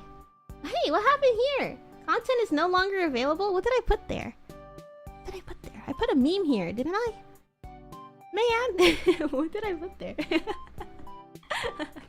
Anyways, we talked about me playing the games and stuff too. I think that I covered this pretty okay in the debut 1.0. But just so you know, we're now playing through Bully. We're now playing through Bully Scholarship Edition because apparently the Anniversary Edition is not on Steam, I guess. Not on PC? I don't know. And I kind of regret it. I have to find the bug fix so it doesn't crash. Now that I think about it. But yeah, we'll be coming back to this on Friday. If I can fix the crashing thing before then. Yeah, so yeah. I was really looking forward to playing this too. I'm actually kind of upset that it's like so poorly ported. And then we also talked about how I don't want to grow up. I want to go back and do more Roblox streams. I want to do more drawing streams. I have a lot of fun doodling. I've been doodling. I haven't been posting a lot of my doodles lately, but I have been doodling like quite a bit because I want to nail down a style. I feel like I just kind of doodle just to have fun and stuff, but it's like I want to draw me consistently, so I have to like develop a style to do that. And you can kind of see I'm gonna skip ahead a little bit. You can kind of see here, you know, I'm like playing around with like different things, but I don't know. I'm not quite sure. I want to do something that's like kind of silly and cartoony, because as much as I love like cartoons and stuff. But funnily enough, I find it harder to draw like cartoons, like more Western style cartoons, than I find it hard to draw like anime and stuff, if that makes sense. Because I feel like with Western style cartoons, I mean, to be fair, it's not like I've tried to like seriously draw like anime style in a while. I used to draw so much as a kid, but then I like got frustrated and I gave up. But with like Western style cartoons, I feel like there's so much fluidity in how, you know, people can draw characters and stuff. You just start with like a shape, and like any kind of shape, and I think that whole shape of the person or like the body, like that's enveloped in your style. I don't know, I just find it like there's less rules, which makes it more hard to do. You know what I mean? Makes it more hard to look okay. But yeah, in addition to playing old games, I also play more old games, but games that are specifically tied to my own nostalgia. This was like a series that I wanted to do as well, like last year, called Internet Tourist. We only did Neopets, and I never went back to it for some reason. But I had like other ideas that I wanted to do. Basically, we have like a checklist, like a travel bucket list. So on Neopets, we had to like get a certain amount of items and like do certain activities. I want to do this for like all different kinds of websites that I never really got a chance to like try growing up. Like Neopets, I always forgot my login information, so you know, I was just stuck doing the same thing over and over again. I want to do something similar with like Facebook, because I'm really curious with like how Facebook is nowadays. Maybe like see how Gaia Online is still like surviving. What else is there? What else? There's like all these Neopets knockoffs, but yeah, I don't know. I want to like, there's so many like interesting corners of the internet that I want to explore for myself. So yeah, hopefully we can bring that back soon. Clearly I'm good at yapping too, you guys already know this. But I think I included these in my favorites playlist. Definitely my favorite kind of yapping stream is like one where I could do a field report. So that's like when I get to go out and study human indulgence in person. For example, going to the Human Petting Zoo art show, which is really fun, even though it was like also kind of like quick. It was only like 20 minutes. And then I also really enjoyed going to NBC Studios, and then not just learning, you know, I was just going there to learn just about like SNL, which was so cool, dude. It was so cool. If you're ever coming to New York City and you're here in the summer, go on the NBC Universal tours. If you like, you know, it doesn't even have to be SNL, like it just has to be like TV, but especially if you like SNL, they're out of season in the summer. So while they're out of season, you can actually like go and not really like hang out, but they take you to the hallways where they work, and then they also let you stay in the studio, like Studio 8H, and they talk about it a lot longer. I don't even know if you can go in there while they're like in season because they're working. But like when they're out of season, like we actually got a chance to like sit down there for like 15 minutes and like ask questions. Nobody in my group had questions except for like the old people, and like I didn't even have questions either, so I wasn't really quite sure what to say. But I was able to regurgitate everything that I learned on that tour onto the stream, and give you guys some anecdotes and stuff, and do like our own small little tour of Studio 8H. So yeah, that one was really fun, and it was like I said, not just SNL stuff, but they teach you everything about like how they broadcast TV. Like we saw the room where they do like the like showing the sports shows or whatever. Like they're showing, I didn't know, you know, like how sometimes commercials are like really loud. they can control that. I always blame the people, like the company who made the commercial. I'm like, wow, you didn't like check your audio before this? No, they control that in the control room. And maybe it's really loud because they're sitting there scrolling on their phone. I didn't even see them do any work. They're just scrolling on their phone, watching TV. What a job. What a job. But yeah. Anyways, field reports are my favorite because I get to try something new and I get to share that with you guys. And I try to share it as like accurately as possible because I know like not everybody will get a chance to do that. So, okay, time to talk about me being a weeb. Me being a weeb. Wait, I'm gonna drink some more of this coffee because I didn't fix my self water and my throat's getting kind of dry.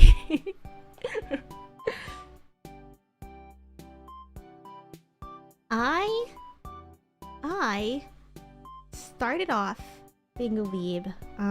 You know, I feel like everybody starts off being a weeb by like watching Pokemon or something. I'll be honest, and I mentioned this during yesterday's collab. I thought the Pokemon show was so boring. I don't know why. I don't even think that I gave it a chance. I liked the game, but I didn't like really care for the show. Like I remember the show was like something, if it came on, I would turn the channel. So instead of like Pokemon being my intro to anime, or even just like, you know, growing up half Japanese, I got into it because Naruto was really popular in my school. And then I don't even know. I didn't even like clock Naruto as like anime or something. I think to me it was sort of in like the same realm as like Avatar: The Last Airbender, right? It was just a cartoon that looked like that. But I checked out this book in my school library because I was like, okay, you know, I just finished reading like some Harry Potters and like I'm kind of done with that. What book am I gonna check out? I checked out this book, How to Draw Anime by Christopher Hart. You guys remember those? You guys remember those How to Draw Anime books? I checked one out and then I was like, okay, this is kind of neat. I could like draw. I like drawing and you know, whatever. I doodled so much growing up, even before I was into anime.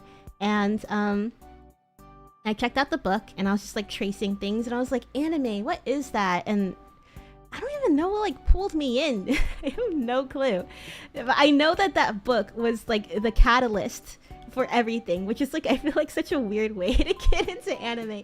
It's not like I watched a show that I really liked. I mean, sure, I was watching Naruto, but it's like, that wasn't enough. Like I got pulled in because I wanted to learn how to draw like that.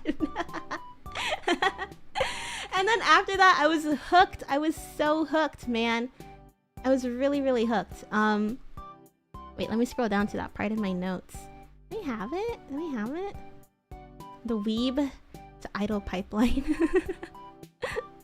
So I got into that, and I don't know why I started thinking this way. I do remember like looking up anime like on Google, and then you'll get like those pictures, like, you know, like those really like early 2000s like angel and devil kind of like anime pictures.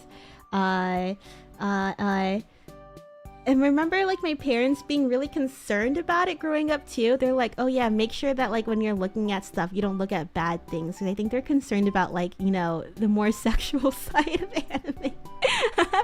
And I was thinking like, what are they so scared of? Like, it's just a cartoon. But yeah, I got into that. And then I was just kind of like, I got so into it where I was to the point where I was thinking like, I don't even want to interact with like Western media. For example, you started watching anime like Naruto and probably like Inuyasha, sneaking to watch Inuyasha. I don't think my parents would have cared if I watched it, but I was like, oh my god, it's on Adult Swim. I'm gonna get in trouble if they caught me playing like watching stuff on Adult Swim. That was my thinking. But yeah, I don't even know what else, but I remember we had like this channel on cable.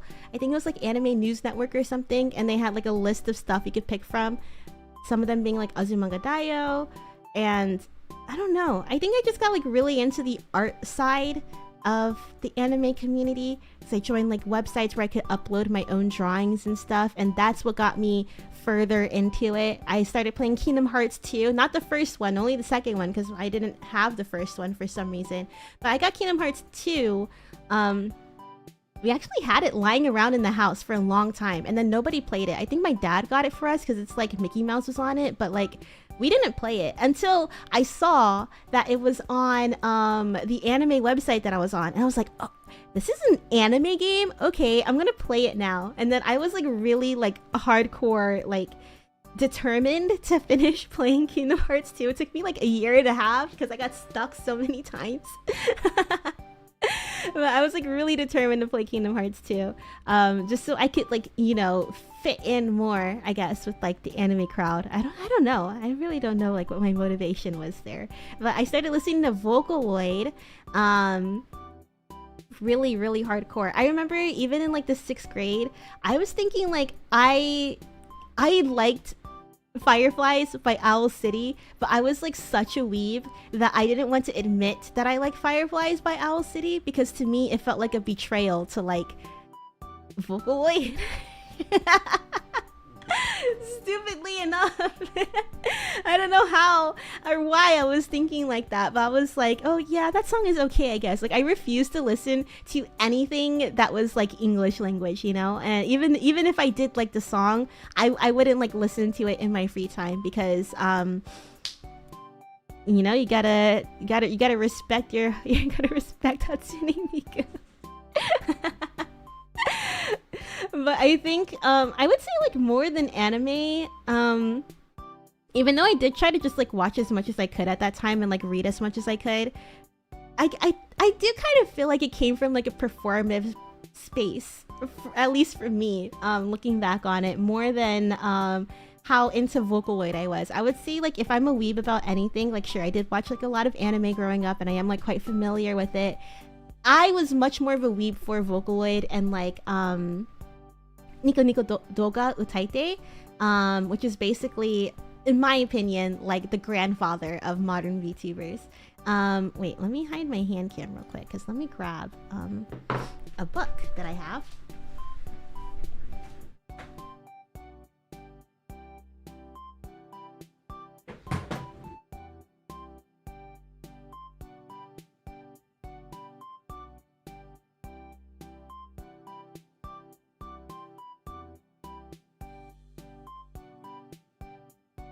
Okay, alright, let's make this bigger real quick.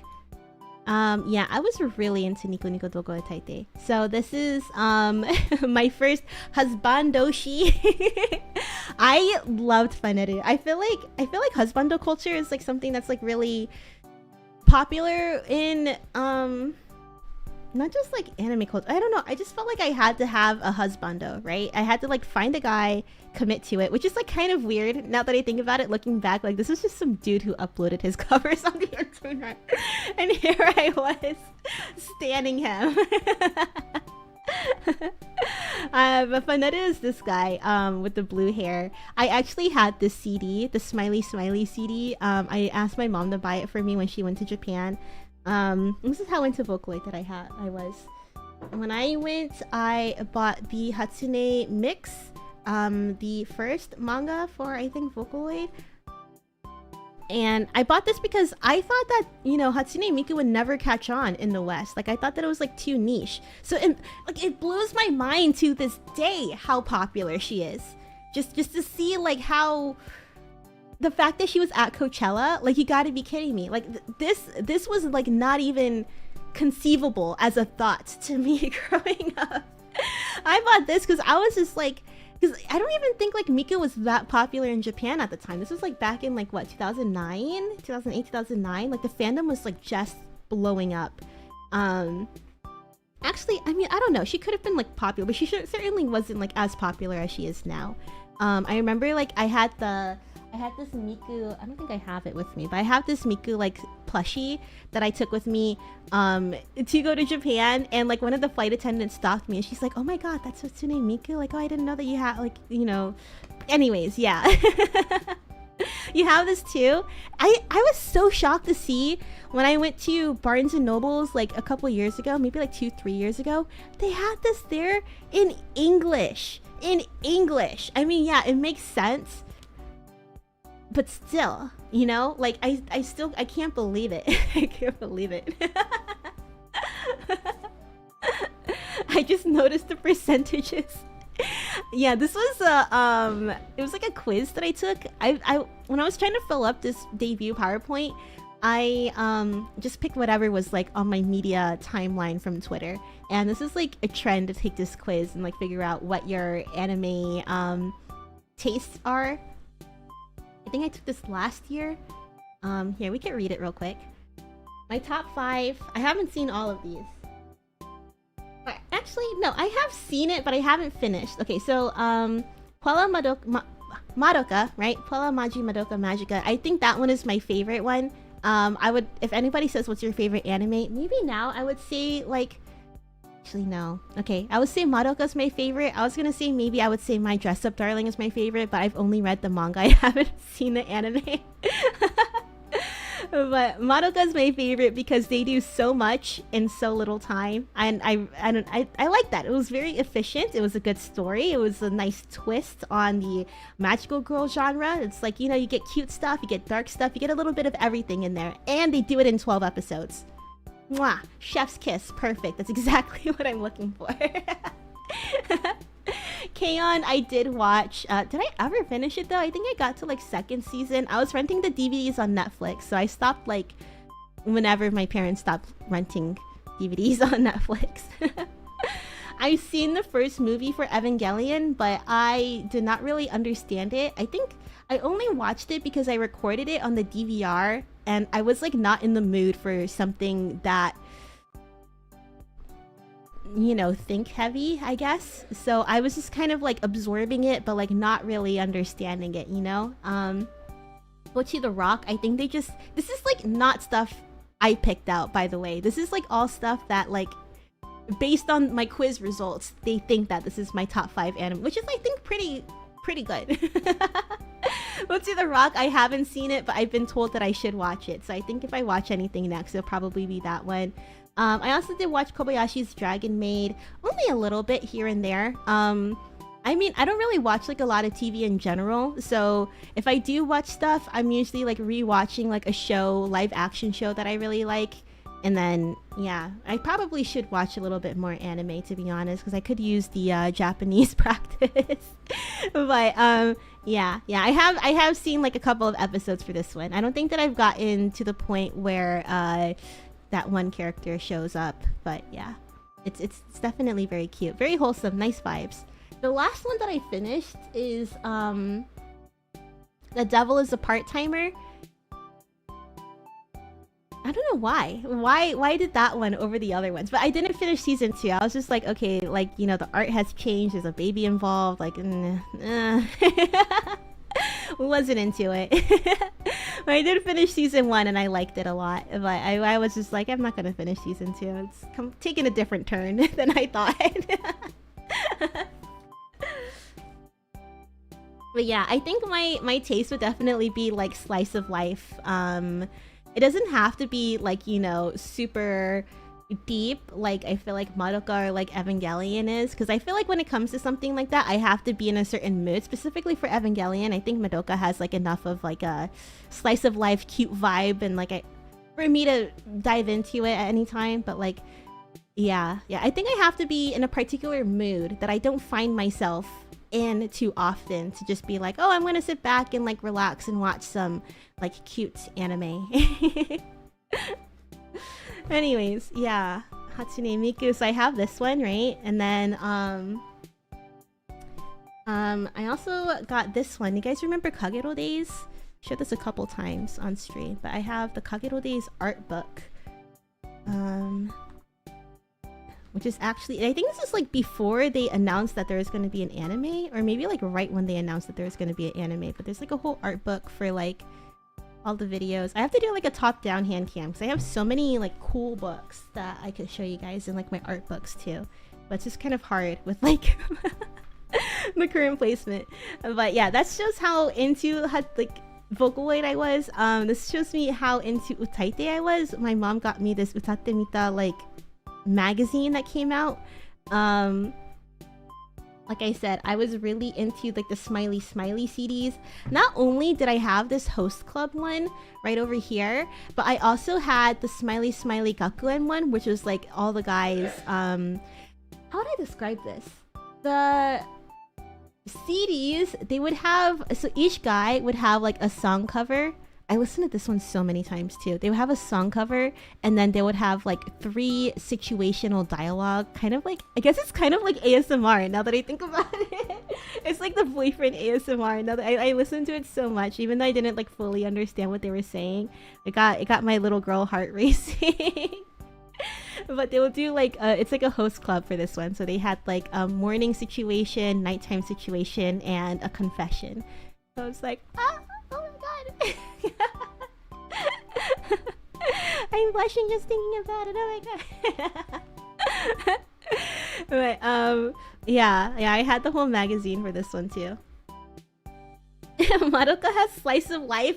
Okay, it's for Madoka slice of life. You have it kind of in the beginning, right? And then I really liked Sayaka, right? That was the blue hair girl's name. It's been a while, but Sayaka's like unrequited romance. I love that kind of like storyline. I love like a one-sided, like unreciprocated crush, and like, you know, that crush being like crushed and destroyed, right? It makes you feel bad, but it's like, I don't know, it's riveting, you know? That's why I know everybody loves your name, but I preferred 5 centimeters per second. To me, 5 centimeters per second feels like kind of like a precursor to your name, because I feel like they kind of have similar themes. But your name has like more of like a like supernatural feel to it, and it feels like more of a complete story. But that being said, 5 centimeters per second, the ending, I really like that they walked past each other and that's it. They left it at that. They didn't reconnect or anything. It's just kind of like, we're moving on with our life. Yeah. And I really like that there was like that one girl in, I think it was the second story, because 5 centimeters per second follows like the 2 kids, right? And they liked each other, and then one of them moved away, and then the guy was like still like obsessed with her, but then there's like this girl in his class who really liked him, and then like he was just too, like, you know, he still had a crush on that other girl, right? 5 centimeters. No, that one was, I think, Garden of Words, the kid that was making shoes, and like he like was like flirting with his teacher or something. That was so weird. I watched it because it was pretty, but I don't remember anything that happened in there except the fact that it was like a teacher and student. Wasn't it? Wasn't it a student? It's really pretty though. And he was like drawing her feet or something. Anyways, yeah, I have this whole magazine. I actually saw, imagine my surprise. Like every time I think back on like Utaite and stuff, and like not just Utaite, but like I got into net idols through like Vocaloid and like, you know, regular idols, but like most importantly I think Utaite and like Kaigai net idols, huge overlap between like the fandoms there. So it feels like coming into like the VTuber fandom, even though I'm not somebody who's like regularly consuming streams and stuff, I feel like I'm back into like indulging in my middle school, high school interests again, because it's like there's so much overlap. For example, like not only are the people in the spaces back then the same people in the spaces now. Guys, do you know who this is? Do you guys know who Mafu is? Didn't he have like a huge scandal with like VTuber like not too long ago? Because I remember I was reading into it and I was like, Mafu, like shut the fuck up. Like the one that was in my magazine.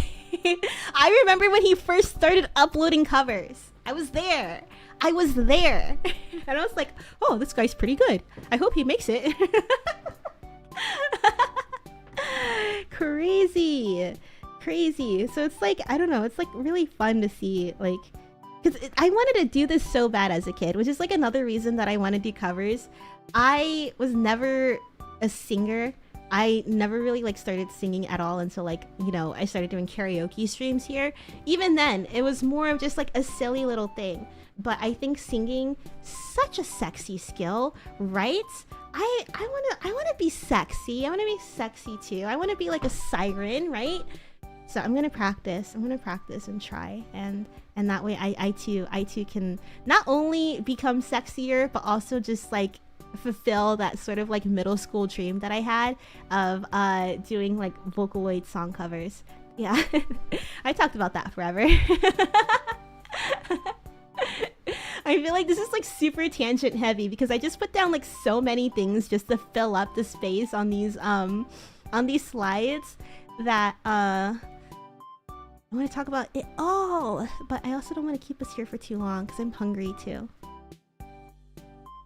You married Rushia. Like, that's so crazy. That's so crazy.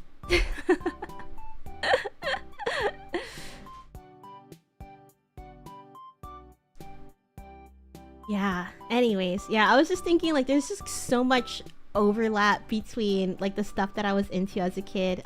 This one is kind of like my like, hey, I know what I'm talking about. Like, I was deep in that like Kaigai net idol community.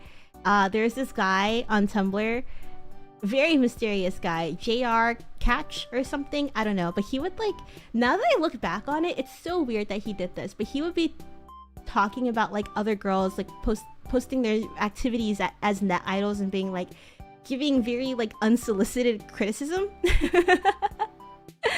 or like unsolicited advice, maybe like not just strictly criticism, but like I found out about people like, I don't know if you guys know who Lauren Tsai is, but I found out about people like her through there.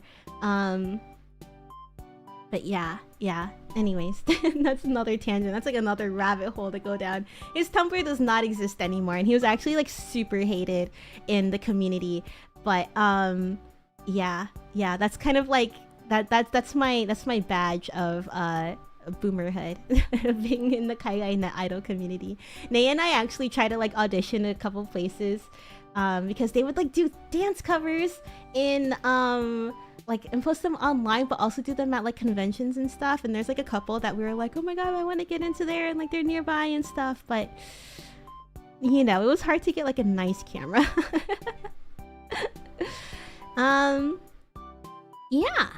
Yeah, I talked about some idols and stuff. I'm gonna try not to, going forward, for like the next, I don't know, however many slides we have, not go over like the same territory that I did in the 1.0. So that way you have to watch the 1.0 to hear more about it. But I didn't talk about this. I didn't get a chance to talk about me being into classic AKB because I got into Vocaloid and then I got into like net idols, and then I was like, oh, like I want to learn more about like, you know, mainstream idols, and what better place to learn about it than like AKB48. I got into it literally, I would say like a few months, maybe not even like 3 months after Ah-chan graduated, Maeda Atsuko. Actually, when I was in Japan, I saw her on TV and I was like, oh, that's a face I haven't seen in a long time.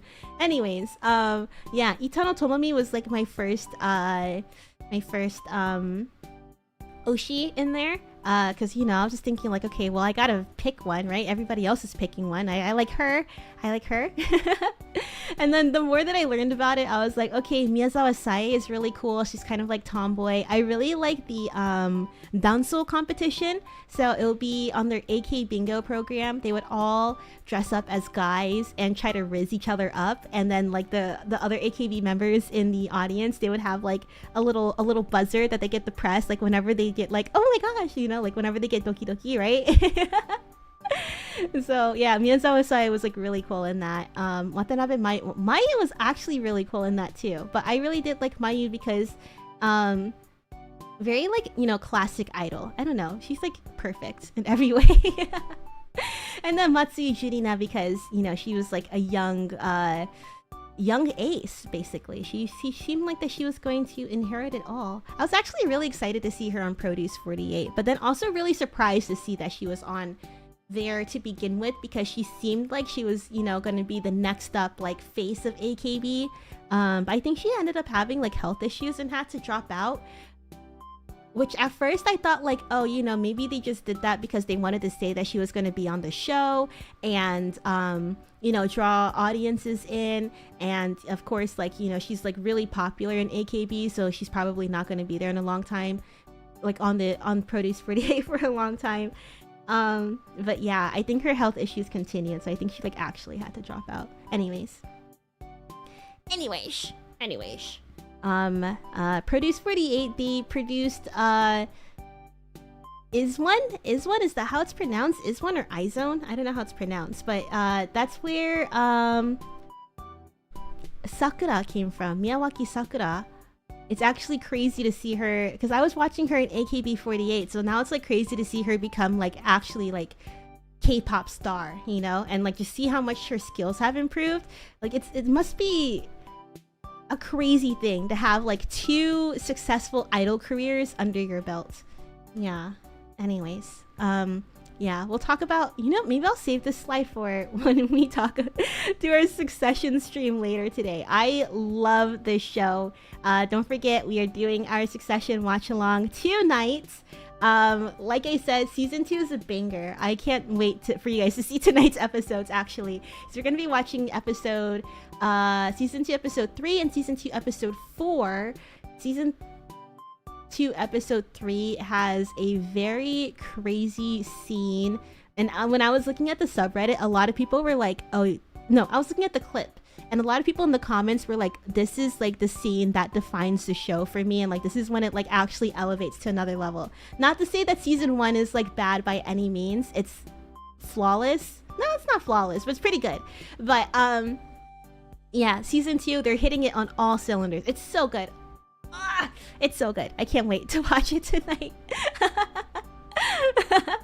I can't wait till bed. It hurts. That was like what was motivating me throughout this entire week too. I was just like, okay, I'm stressed about debut, but at least we get to like watch some really good Succession at the end of the weekend. Yeah, I have picture with me, and it's me right here. And when I went to go see Jeremy Strong, Mr. Kendall Roy, during an Enemy of the People, and then I also got to see Kieran Culkin. Kendall Roy. It doesn't look like him, so it feels more like Jeremy Strong looked at me. But yeah, we made eye contact for like a quarter of a nanosecond. Kieran Culkin, I didn't make eye contact with him. He was talking to somebody else. But hey, it's fine. It's fine. I was right there. We were literally like feet away from each other, which is really cool. I don't know. It's just, I don't know. They carry the mannerisms of the characters, which is like so insane to see in real life. Yeah. I talked about cartoons. I love cartoons a lot, actually. So much so that this was like the part that I had to cut out a lot for in my entering rehearsals. I talked about me being very kid-brained. That was actually a very embarrassing story. Let's see. What else did I like? What else did I really like? I put down that I liked South Park. I do really like South Park, but I wouldn't say that I'm like an intense South Park fan. But I do like South Park for the same reason that I like Grand Theft Auto, and it's because of like the satirical humor in it. To me, it feels like a time capsule, you know? Because it's like, when I'm watching episodes of like South Park, or when I'm listening to like on my commute, I like to listen to the GTA 4 radio, the Liberty City Chatterbox. But when I'm listening to it, I usually have like some Wikipedia tabs open or like articles open, because I'm trying to like pull in all the context. Like, oh, okay, so they're talking about like, I don't have a specific example. I wish I had like an example that I could think of, but like I don't know. I just like, it's just a time capsule, you know, and it's really cool to look into further. It's kind of like a starting point before you jump down into a rabbit hole. Like maybe like the Paris Hilton one specifically. Like I was too young for like any of the Paris Hilton drama, so I would look up some stuff about that, and I'll be like, oh, okay, I get it. Because to me, it's just kind of like, I don't know, she seems cool. But to like really understand like the satire that they're making, you have to like, you know, look back and see like, oh, how was she acting? Like what was in the headlines during that time? Yeah. I am Lord. Yeah. And I think it's especially because I was such a weeb during, like, it's not even like as I got older, like even as like I was a teenager and probably like I could watch South Park with my parents around, I could, you know, understand things, but I purposefully disconnected myself so much from like mainstream pop culture because I wanted to just bury my head in the weeaboo sand that I was completely out of touch with like people from my own generation if they were into anime. Like literally, if I didn't know that they liked anime, I would be like very hesitant to talk to them. Because I I was just like, well, what can I relate to you about? I don't know, school, like something about being the same age, or even just talking about cartoons. I watched a lot of cartoons growing up. I've had a TV in my room since I was like 5 years old. So I remember like going to sleep to like watching the Powerpuff Girls or like Johnny Bravo, like any of like that early, like late 90s, early 2000s Cartoon Network cartoons. But I would definitely say like maybe the stuff that I pulled from here is probably more of my era. I would say it's, maybe we could start as early as like Powerpuff Girls, Rugrats, till about regular show Adventure Time. I would say like that's my scope of cartoon knowledge. I didn't watch too much of Adventure Time, but I know that that was like what was on air when I kind of stopped watching cartoons. I do want to watch it, don't get me wrong. I really do want to watch Adventure Time, but it just seemed, I don't know, I heard that it was like serialized and stuff, and when I hear stuff like that, I'm just like, okay, well, it makes me not want to watch it because it's like I don't want the FOMO of like not knowing what's going on, if that makes sense. But now that it's streaming, like that makes it a lot easier. I swear you're hesitant to talk to everyone. Like, yeah, you know, it's because like I said, high ego, low self-esteem. I know that if I talk to them and if I open up to them, I'm gonna be like the coolest person that they know. So it's like I can't like, you know, outdo everybody else like that. I don't want too many people being obsessed with me, you know. I'm just a humble queen.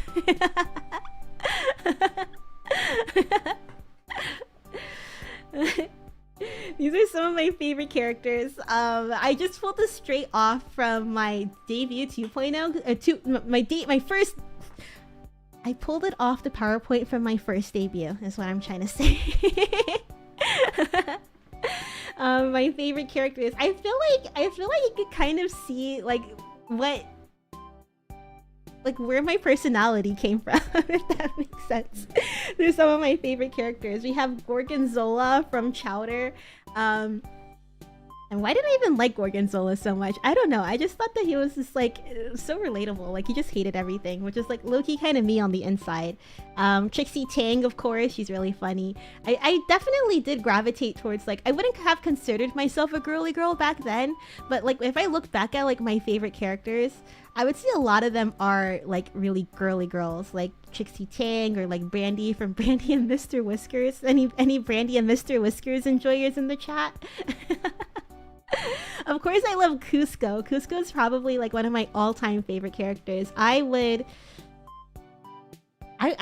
love to be Cusco, actually. I want that sort of like confidence that he had, that arrogance.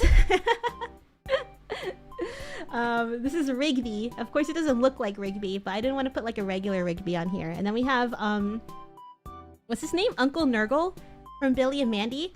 I loved Billy and Mandy growing up, actually. The more that I think about it, there's just like so many cartoons that I watched that, like even Ed, Edd and Eddy. Loved Ed, Edd and Eddy. Ed, Edd and Eddy. I love that cartoon. I think if I were to like list out my favorites, probably a bulk of them would come from Cartoon Network, because that's just the one that I watched a lot. I actually did not have Disney Channel until I was in like the 3rd grade or something, because we didn't have it when we were living in Japan. So when I was scrolling through the TV channels when we first moved and trying to find out like, okay, like where is the Nickelodeon channel, where is the Cartoon Network channel, I think Nickelodeon was on 32, and then Cartoon Network was on 35, so I was going back from 35. 33. 34 was ABC Family, and 33 was Disney Channel. And I was like, oh, there's a Disney Channel? What? Like, I've never heard of Disney Channel before. And when you, as a kid, and you have like a whole new channel to explore of content just for you, that was so much fun. I think the very first thing that I saw was That's So Raven. Love That's So Raven so much. Like, to this day, I still watch it, and it's funny. Love That's So Raven. And then, I mean, I think probably Disney Channel cartoons were probably like my least favorite, because what else did they have? I remember I hated The Replacements. I don't know if you guys know that show, but I really hated that show for some reason. I thought it was, maybe it was ugly. I don't know. despised it. Like, it wasn't even funny. Like, I got upset at my brother for watching The Replacements because he knew that I didn't like that show. The Spy Mom. And wasn't their dad like a daredevil or something? I think I also hated like the theme song. I don't know. I was beefing with that show big time. There was like cartoons that I like really hated. What else was there? The Mighty Bee. Yeah, that was on Nickelodeon. I did not like the Mighty Bee at all either. Yet I did like Mr. Meaty. So it's like, it can be ugly, but it has to be like a certain kind of ugly, right? Did you guys like Mr. Meaty? So come on down to Mr. Meaty. We're friends. Eat meat. How did it go? Something like that. I actually really liked Mr. Meaty. And my mom, she thought that it was like a show for grown-ups. And I was like, no, it's on Nickelodeon, see? Like, it's a kid's show. I guess it was just that ugly. Like, that grotesque looking. I believe The Replacements actually replaced a really good show. It's like, it should be like, in concept, it should have been, okay. Right? Like, I feel like in concept it could have been like a Fairly Odd Parents, but it just didn't have the charm that the Fairly Odd Parents did. At least not for me. Here.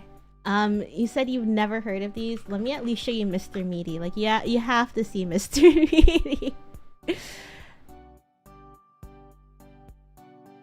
Mr. Meaty is actually... What the fuck? It's actually disgusting. Okay, I have to show you a couple of pictures. Actually, here, let me just show you, let me just share the whole capture. Can you see this? Can you see Mr. Meaty? What is this, like a tapeworm? Or they had like a... There's actually so many episodes that I remember. I think this is like a meat girlfriend that they like put together or something. Yeah, it was like these like really gross, puppets. There's like a... I think this was like an old man. I don't even think that he was like a...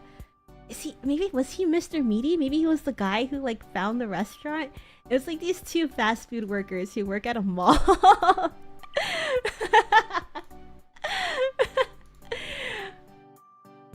Craig Scissorhands Mr. Meaty lyrics? Wait, why is this like censored?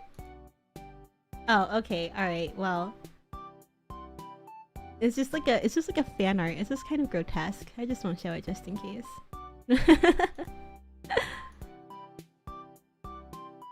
Yeah, Mr. Meaty. I did like Mr. Meaty. I actually did like it a lot. I looked forward to seeing it every time I caught it on TV. I'm like, yes, Mr. Meaty is on. Of all the shows to look forward to. Boomi listed some classics and iconic animation, chooses to show the puppet claymation. What? What's it? I mean, surely everybody knows what other ones did I mention? I don't remember. Anyways, we should have like a cartoon Zatsu. Just go back on memory lane. Just a little member berry little stream. Oh, remember this cartoon? Oh, remember that one? Oh boy, I remember. I swear, Boomi just needs to host a monthly puppet show. Dude, I actually thought about it. I would love... I saw puppets at like the store and I was like, oh my god, I kind of want one. It looks like a lot of fun. It looks like a lot, and I have this hand cam too. Ooh, hi, I'm a puppet. Oh, it's like Ooh. Remember Ooh? I think it was on Noggin. Wait. Ooh, was it Ooh or was it Oobi? Oobi? Oobi hand puppet. Oobi. You guys know Oobi? If I get like little eyes here, I can make my own Oobi. You guys remember this? Kind of a deep cut. Kind of a deep cut. Hi guys. Hi.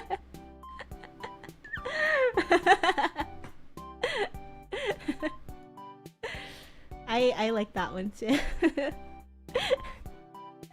anyways, also in the debut we talked about like my love for like slop franchises, aka the MCU. I mean, I'm not gonna say that it's like awful, right? I mean, sure, there's been like some stinkers of a movie, but it's like I've never been like super crazy about like some of the earlier movies too. Like I remember feeling similarly for like Iron Man 2 and like Iron Man 3, like, oh, okay, well, whatever, right? Like it was a fine movie, I had fun. Like as long as I'm entertained for like that hour or so, I'm cool with it. And I think that maybe after Endgame, I mean, they did have like a lot of bangers coming out prior to Endgame. It was getting better and better, but it's like, I think it's reasonable for it to dip a little bit. And then I also think that it's like, you know, probably Disney executives were trying to like squeeze out as much money as they could.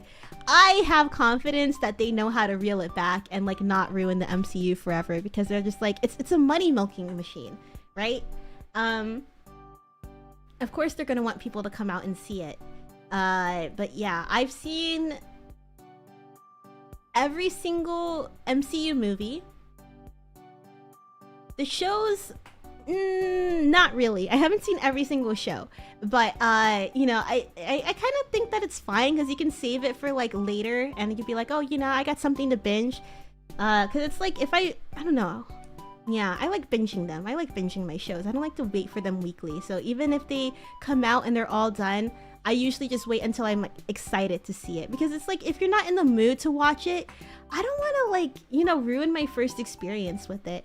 Anyways, yeah, I really do like the superhero genre. I think it's like a fun thought experiment too, because it's like you see it with Invincible and you see it with The Boys, where they subvert like the expectations of a superhero, where you know, what if we give somebody bad, like unimaginable power? Like what if we like put them in a situation where they have to pick and choose? You know, I think that there's like a lot of fun things that people can do with it. I like superheroes. That being said, I am a poser. Maybe I should have put this as a trait, because I'm I'm here for the vibe, you know? I'm a poser. I don't read comics, but I did pick this up. Literally yesterday I picked this up. I was getting lunch and I was like, oh wow, there's a comic book store here, and they have the Superman #1. Of course, like not like a real vintage one, just like a reprinted or whatever. But I thought it was like a really cute, you know, as much as I like history and as much as I like superheroes, like I love that they have like some of the old ads on here. When did this even come out? I don't know. Yeah, this is brand new. This is 2025. When did Superman start?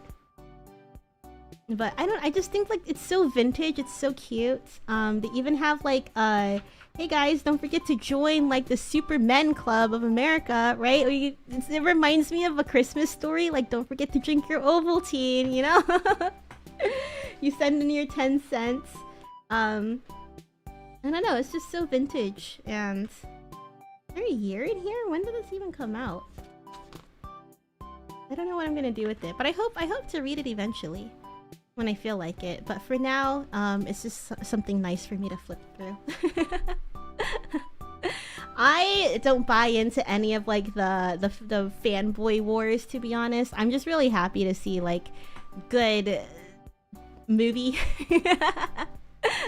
That being said, I was never into the Snyderverse simply because I think like tonally it just wasn't something that grabbed my attention. It wasn't something that resonated with me too much. I did like The Dark Knight, so when I heard that they were gonna do like something a little bit more grittier than the MCU, I was like, oh sweet, this is gonna be so much fun, it's gonna be so cool.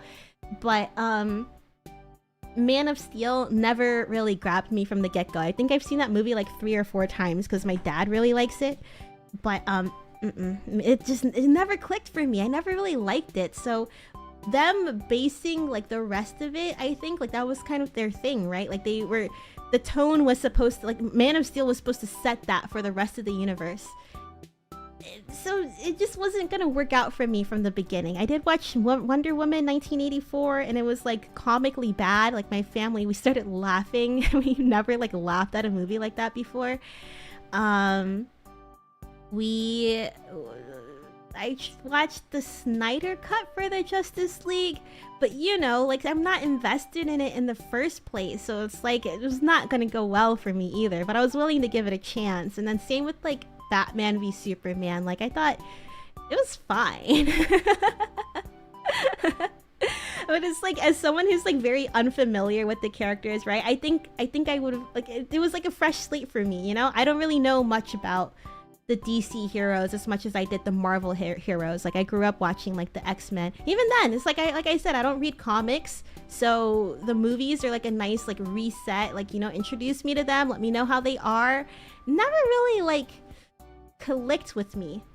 That being said, when I watched James Gunn's, like when I watched the Superman 2025, you know, then it could also be because like I just don't really remember Man of Steel that well, but Superman 2025, I was just like, oh, like that's when I was like, I get it. You know, I thought Superman was just like, hey, like I'm a good guy, you know, kind of superhero. I'm a good guy and I'm the guy, you know, I'm the superhero. Like, you know, I just thought he seemed kind of like, not, I guess kind of cardboardy to me.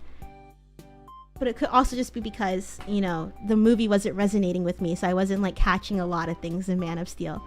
Of course, we all know like Clark Kent's origin story and all of that, but as a character, I didn't really understand it until I watched this movie, and you know, seeing everybody's reaction to him just being like a hopeful, a good guy, and I was like, oh, I get it. It's not my favorite James Gunn film. In fact, it might be like my, like on the bottom of the list, or like I guess my favorite James Gunn superhero project. It might be at the bottom of the list, but it's only because I like his other things like so much. Not to say it's like a bad movie or anything. I think it's a really, really good movie, but in the terms of like the James Gunn of it all, I first watched this movie Slither, which was like very different from other things that he's made for Marvel. And I watched that one and I was like, ew, what the fuck? Like, it was like a really nasty movie. And then I found out that he's the same guy who made Guardians of the Galaxy, which I really love. Like, they're like my favorite characters in the MCU. Like, it's like my favorite trilogy in the MCU. Yeah. And then of course Peacemaker too. I am having so much fun watching the new season of Peacemaker. In fact, I was just finishing my rewatch of this first season, and I'm just like, dude, he does such a good job at like making you care for characters, because I think he understands that the care comes from like seeing their humanity, you know? I don't know. And I think I that's what I like to see. I like to see flawed but lovable characters, which is probably also why I like Succession so much. Flawed but lovable characters that you can really just like, I don't know, you just want to get to know them more. And I think that's fun, like trying to think about like, how did this character get to this position? What's like influencing their actions going forward? And yeah, character-driven stories, I guess. I don't know. He's a bit of a John Doe, Hannah Mary Sue, yeah. But I definitely feel like in this new movie, it was just kind of like, he's just a nice guy, you know? And I really, even though it wasn't like, the way that they told it, with him like looking at the videos of his parents at the end, and like especially his speech at the end of the movie where he's just like, oh, you know, like I'm human, but that's like what makes me strong and all of that. And I just went seeing that, and then seeing his parents on top, like his like him smiling and watching like all of his home video footage, and even though his parents like weren't really in the movie too much, it just made me think like, they must have been really good people, you know, to raise a son like that, especially with like, I'm sure it was challenging too. I'm sure it was like really challenging, but they must have been like really, really good people, because it's just like a nature versus nurture kind of thing, I guess. I don't know. There's like a lot of thoughts that I could say about this. But we did do a superhero Zatsu. So if you're interested in hearing my thoughts about the movie, probably a little bit more half-baked than the way that I just said it, but it's there. On top of that, I'm also looking for new franchises to get into. I think that there's nothing better than like being obsessed with like world building and stuff. I really enjoyed Pirates of the Caribbean. I binged it all during spring break one year, and nothing has come close to that fun that I had while watching it. I grew up watching Star Wars. My dad is like huge into Star Wars. But I think, like, you know, I've watched it so many times and I was like really too young to understand. So it's kind of like on the back of my list to rewatch, but there's a lot of movies there. So I'm kind of waiting for like maybe for it to get colder or something. I don't know. But I'm keen to watching Star Wars and like trying to get into that, because then again, sci-fi is like not really my cup of tea either. But you know, I think it's Star Wars. I'll have fun with it. I did try Harry Potter, like literally like during the summer, and I'm already starting to see myself getting bored in the same place where I was getting bored in the books as a kid. Because I stopped reading the Harry Potter books like halfway through the 4th book or 5th book or something, like around the time when they're doing the Yule Ball. I was really interested in like the school life part, but I was not very interested in Harry Potter's like family drama. You know, I'm just like, dude, can this unk stop bothering these kids so that way they can go back to class and focus on what's really important, the teen drama happening between these young witches and wizards. So I start finding myself like starting to stop, like my attention is being pulled out of the movies around the same part that it was being pulled out from the books. So yeah.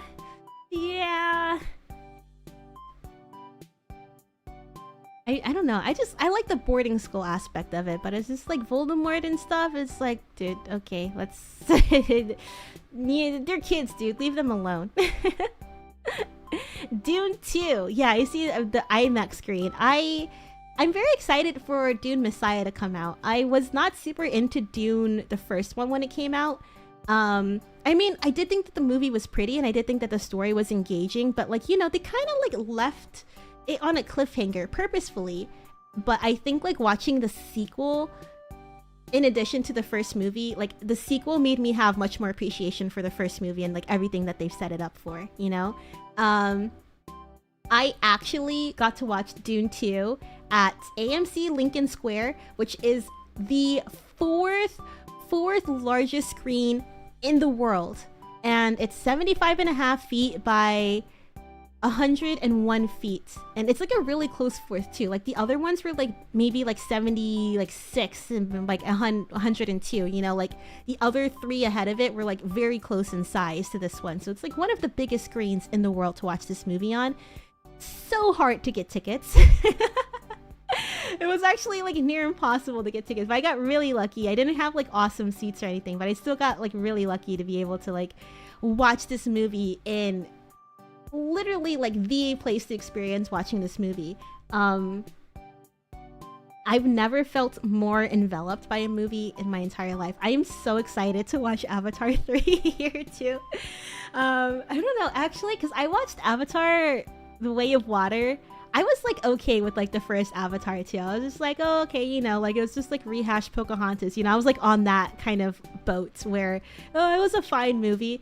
But then I watched the second one, and not to say that it's like done any differently, but I think like my sense of appreciation for it came from like just, it felt like an amusement park ride, you know? It's not really like a movie that I'm going to be streaming when I'm at home, but I am very eager to see it at a movie theater on a huge screen with my 3D glasses on, because it feels like an amusement park ride, you know? And I'm just sitting there like, wow, like look at all the pretty colors, like I'm just there being transported into another realm, and that it scratches an itch for me that like not a lot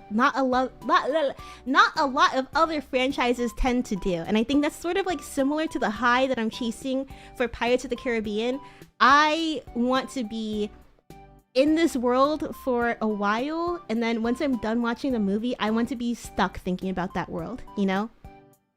Dune has kind of done that, not really, but it was really cool to see on the screen. Like, you know, at the end battle where like the sandworm is coming out. Oh my god, I'm getting chills just thinking about it, dude. Like, that was insane. It was insane to see on screen this big. Actually crazy. Literally every time Paul's actions fell in line with the prophecy, I was like, oh my god, as written. Like, I know that you're not supposed to be like rooting for Paul, I think, right? Because it's like he's kind of, you know, losing himself a little bit into this. But damn, that movie like encapsulated my attention so much that I felt like I was there throughout every single thing. So like every time that he like did something prophetical, is that the word for it? I was just like, oh my god. I was there, dude. I was there, right there with them. Thoughts on Lord of the Rings. I have good thoughts on Lord of the Rings. I actually rewatched the first one earlier this summer, but I haven't gotten around to watching the second one because it's like, I don't know, I really want to be like comfy for it. It's a long movie. I liked the first one a lot. I actually watched all three, the director's cut, before The Hobbit came out because my dad really wanted to watch The Hobbit, and he's really into like, you know, getting me into the stuff that he's interested in. We watched The Hobbit, then we watched those first three, the director's cut, and we watched it all within a week. And that was like, it was really long. And it did, I wouldn't say like soured my enjoyment for it, but it did kind of feel like, you know, like halfway through the second movie, I'm like, dude, this is like starting to drag. Like, I want to do other things right now. So I've been kind of hesitant to start the second one because I do like that sort of lightheartedness of the first one too. And I know that's just going to get like more, I guess, doomish in the second and third movie. But I think now I'm kind of in the mood to watch the second one. Maybe I might hook up my projector on my bed and then just snack on my bed and watch the second one. We did watch the first Hobbit, and I do remember liking it, but I don't think my dad liked it, so I didn't watch the rest of it.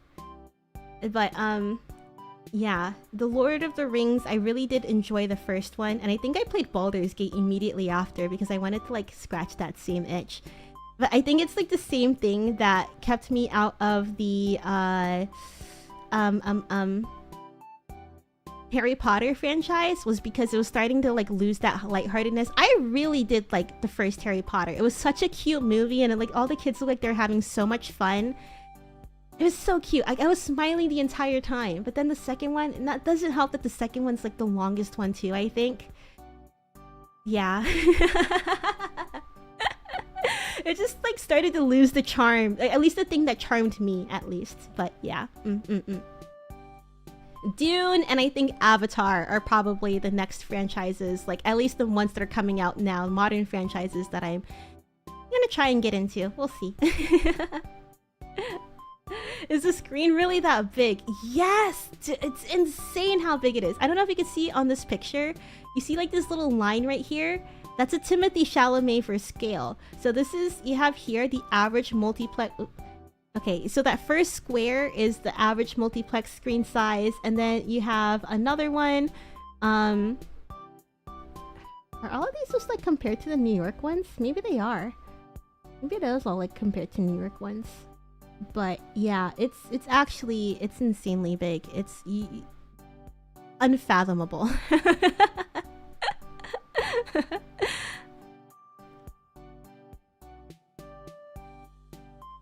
Mini Reiya watching Dune 2 on a plane. What do you mean? That's the intended experience.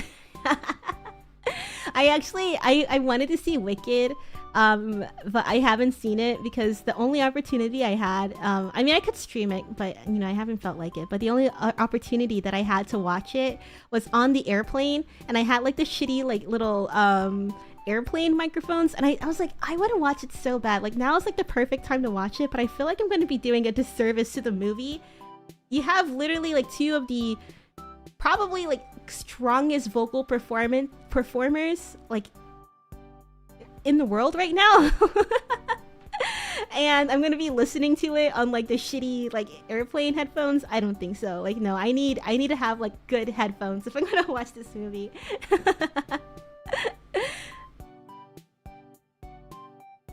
welcome, welcome. I hope you're having a lovely Sunday. I'm in the opposite camp. I rarely go back to the earlier Harry Potters. I like the later ones with the more mature tones. It's probably because I never got that far, so I probably like just don't have appreciation for it. Maybe, I don't know. Maybe I should just... What is it? Push through. I should push through and watch the rest of the movies just to be like, okay, I finished it. All right, I at least know what's going on.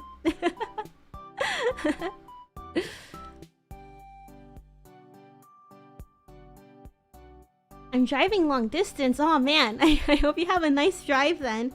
Oh, long distance road trip. Hope you have some nice snacks. I remember thinking, man, this movie screen is too big. I can't imagine that screen.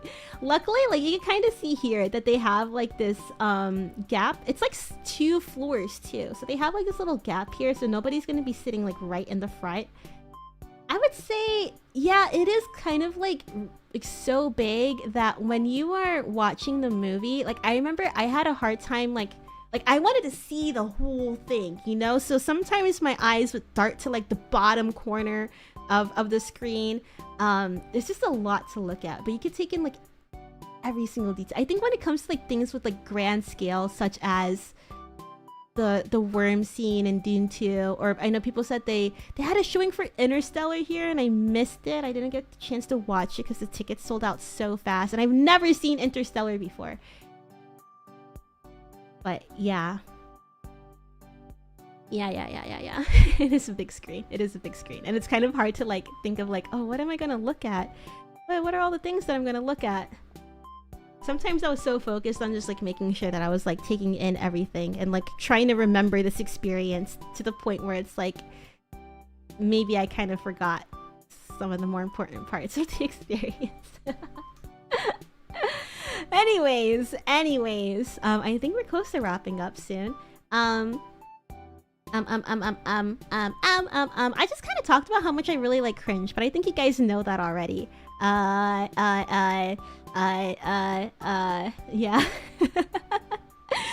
I'm looking at all of these pictures and I'm like, which one can I talk about first? Do I even want to talk about these? Because it's like kind of embarrassing now. Now that the debut is over.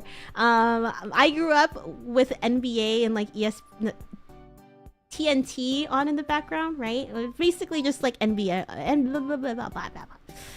Boomy, slow down. Okay, I grew up with NBA going on in the background, right? But I was like never really interested in watching it.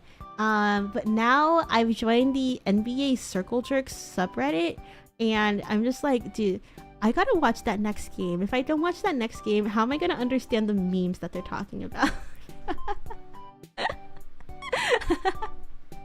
I think I've been in that subreddit for like the last year or so. I'm not like super into it, but you know, if you name a player, I think I might have an inkling of what's going on. Wait, let me click. Oh, hell yeah, hell yeah, hell yeah. I posted this tweet like not too long ago. Maybe it was like 2 months ago, I don't know, but I saw that in okay, here we go. I tweeted this last year. Okay, so yeah, it's been about almost a year. Boomy, do you follow basketball? Me, of course. And then we have before boomers find out you make NBA yaoi fanfics on AO3. And I was like, wait a second, that exists on there? That exists on there? It did. It does. I found this. A night out, the NBA fandom. Creator chose not to use archive warnings. The tags are, this is gonna be crazy. The tags are Steph Curry x LeBron James, Steph Curry, LeBron James, Anthony Davis, Basketball RPF, Klay Thompson, Draymond Green, Dwayne Wade. Do I want to finish this?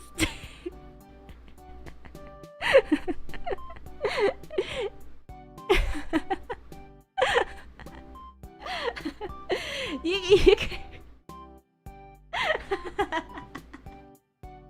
can read the rest. You can read the rest. I'll just jump for it. It's the night before LeBron and Steph wedding. Let's see what the boys are going to do.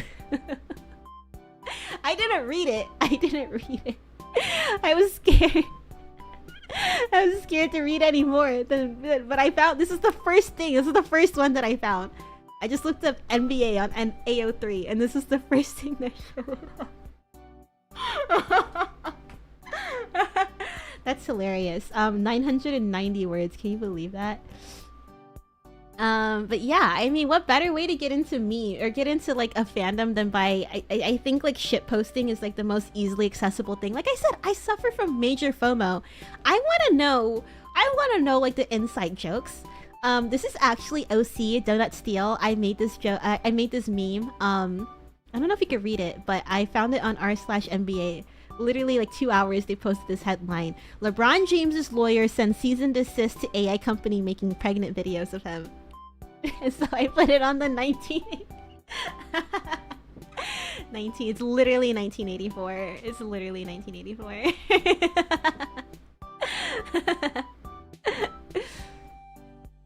Boomi, I have to say I love how you lay things out. You have a hand cam, table, model, screen share, chat.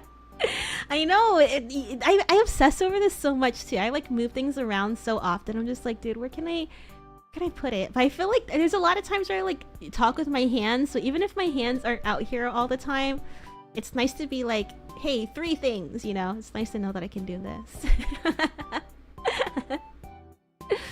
It works and it doesn't feel overcrowded. I am so glad. I'm so glad because I obsess over it too much. Like I like down to the pixel. Down to the pixel. I like make sure that it's all even.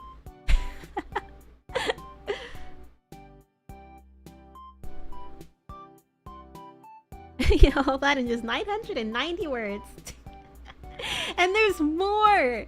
There's more. I don't know. Maybe we should do like another story lounge. Like remember when I read the 9/11 Tom Gregg fanfiction? Maybe we should do another one, but just like find it from the most unsuspecting fandoms. Let's see. I also found this one. Like I said, I just pulled stuff from my media on Twitter because I was just like, well, what is gonna describe myself more? I needed ideas on like what to talk about, so I was just like, let me just see what I talked about before. I don't know if you remember that I posted this meme. I would have unironically posted this when I was a kid, but it's fine, I was a kid. But unironically, Justin Bieber, I hate anime and otakus. Anime fans. Excuse me, your name was Justin Bieber, right? OMG! Oh my god. I'm sorry! Please don't hurt me! It's too late, Justin! Justin, stupid! Never mess with us, otaku! Ew! Ew! It's so gross. When I was in middle school, I started the anime club at my school. Because I was inspired by Haruhi Suzumiya, right? We actually named the anime club the SOS Brigade, and SOS stood for, because we're like, we gotta like connect it back to like anime club, right? We called it the SOS stood for Super Otaku Society. So the full name was the Super Otaku Society Brigade.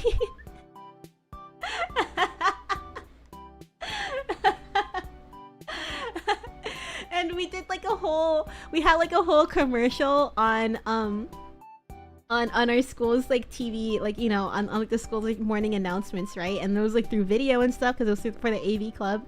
And because I had a friend who did the morning announcements. He didn't give us any guidelines. He was just like, yeah, you know, we'll have you on, just like be prepared for like this Friday morning or something. Oh my god, dude.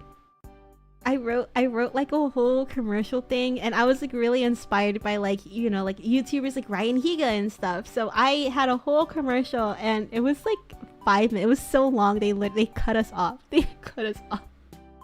We didn't even get to like get to the important parts. We didn't say like when we met, what rooms we met in, and all of that. It was just like a funny skit, I guess. And then everybody, I can't imagine what it must have been like from the other side. I can't imagine. All these kids being like, what the fuck is going on? Who hijacked our morning announcements? Oh my god. But that's why I love cringe. I love cringe because I was cringe. I still am cringe. I actually struggle a lot with like cringing with myself. But at the same time, it's like, I feel like my love for cringe comes from a place where I think it's like really endearing, you know? I mean, I think that's kind of like weird to say while I have like a picture of a Chris Chan cosplayer and like roll of t-shirts like on here. I don't know. There's like it like borders this place between like cringe and like endearing and like just like genuine like morbid fascination. I would say that comes to more of like the lolcow kind of characters that I like to keep up with online. I told the story during the Anime NYC stream, I think last year. I had like a bucket list of like all of these things that I wanted to do to try and like step out of my comfort zone and like have a really good con, because I usually don't go to anime cons by myself. And I remember I went to Anime NYC in 2023 and I just really didn't know what to do because I've never been to a con by myself and there wasn't like a lot of panels. So I had like this bucket list for making 2024 a really good year, and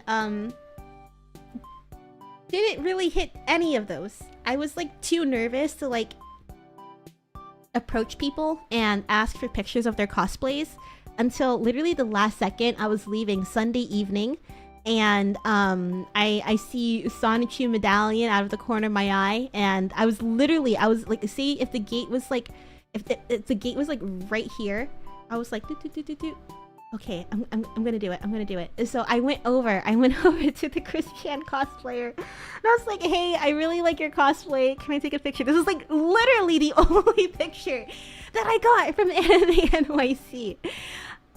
It was a little bit embarrassing, but I thought it was like actually kind of funny looking back on it. I was like, of all people, of all cosplays, there's so many cool ones that I wanted to take a picture of too, like HoloLive cosplays, or like I saw Ellie from The Last of Us and I was like, I wanted to, but I didn't have the courage. Not until I saw Chris Chan.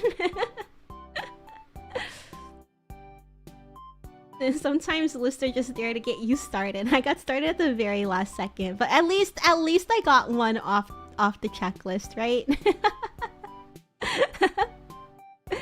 And then I don't know if you guys are familiar with World of T-shirts. He's kind of, I don't know, it's kind of sad what's going on with this kid nowadays. I've been following him since he started his TikTok career. He would just be in Times Square, drinking like coffee and being like, you know, singing like in New York, right? And he seemed like a really nice kid. He was like, you know, getting like really like jacked up on caffeine. And then I stopped seeing him for a while, but I think like he was still like posting every day behind the scenes.